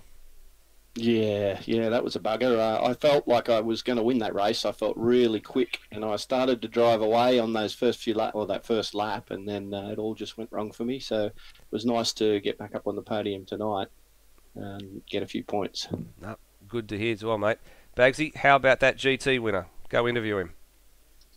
Yeah, Lewis. Yeah, well, yeah, had a good run from essentially the back of the GT3 field, and it looked like you were about to have a fight in your hands, and everyone just sort of made their mistakes and got out your way pretty simple at the end. Yeah, obviously the start of it, I sort of just tried to take my time, and I figured I'll save a bit of fuel. And then obviously the safety car sort of ruined the strategy I had going. I think it was only would have been sort of me and Brock. I think had there not been a safety car that would have really been in contention in the race, because I think we would have been the only two that would have only stopped twice. So obviously that sort of put pay to things, and then after the safety car, it was just a absolute free-for-all, and I didn't want any part of it with so long to go, and then decided to pit early. I could have gone another 4 or 5 laps when I pitted, because I wanted a quicker pit stop, and obviously with those, with Foley and Brock sort of battling a bit, I figured I might get a bit of time on them back as they battled. I did, sort of got held up in traffic a little bit, but obviously I don't think neither of them changed tyres at the pit stop. So I was gaining on them quite a bit after they pitted, and obviously, yeah, they both, I was right behind, well, we're both closing on Brock, and I heard over radio that he got one, and then a lap or two later, I saw Foley run wide at Blanchimont, and then obviously a few other guys told me that he got one, so then I just sort of cruised a little bit, and then he pulled in with time sort of expired, and then it was just a cruise home. But yeah, towards the end there, I had to really work for it. Yeah, it was a good race win for you, though, in the end. We've got Brock Harvey here as well. Ended up coming in third. Sort of, you had control for a decent chunk of the middle of that race with a fortunate safety car for you, but just sort of came apart right at the end there. Yeah, I made a mistake. I made 2 in 2 laps, and I made a mistake at Eau Rouge, and I got a warning that was my final track cut. And the front tyres were just going away really, really quickly. And what's that fast left-hander before the bus stop called? Blanchimont. Yeah, I was stupid. I wound my brake bias back a little bit because the fronts were wearing really hard, and I just missed my lift point, and that just made me run. Geez, it wasn't even half a tyre wide, but it got me the cut. So a few choice words came out of me, but I'm pretty happy with third, to be honest with you. I'm not too sure I would have kept Foley and Lewis behind me anyway, with the way those tyres are evaporating. So I think they probably would have caught me, especially with the extra 2 laps at the end. Fair enough. It's a interesting insight, though, isn't it, Bagsy, into the different strategies that everybody was employing, especially when that safety car threw up quite an unusual set of circumstances, where obviously Brock was in the pits, came out and set up what was quite an entertaining GT battle for the middle part of that race. Yeah, it definitely was, and gave us a bit of a treat in the end, because it might have stayed a bit more spread out. So it was, well-timed safety car in the end, that's for sure. Well, certainly was. And, speaking of throwing up tasty battles and tasty treats, here's what lies ahead for the coming week of AMS Oz. So tomorrow we've got TCC Touring Car Cup Round 8 from Taruma in Brazil. Geez, Taruma throws up all sorts of memories, doesn't it, Bagsy? Poor right front tyres mainly. Yeah, it's a tyre shredder, that one. It absolutely is. Oran Park Super Sprint Round 3. So that will be on Thursday the 13th of September. So that is your Super Series. And then there's a little bit of a change to the schedules just to fit in a couple of things with the Enduros going on. So the 90 minutes of Silverstone was scheduled to be in 2 weeks from now, but it now moves to next weekend. So that's the third of our triple European race calendar for the WEC series. I know it says Stairs there on the little YouTube picture, but that is incorrect. It will still be with Nether's channel at this point in time, unless of course this cough elects to kill me, and I'd like to thank Bagsy for filling in rather well while I decide to cough my lungs up halfway through this particular broadcast. Tonight's 90 Minutes of Spa has been brought to you by your ARW commentary team on behalf of Short Shift Podcast. We certainly hoped you enjoyed the broadcast, and until next time, as always, please drive safely, and we'll see you at Silverstone next weekend.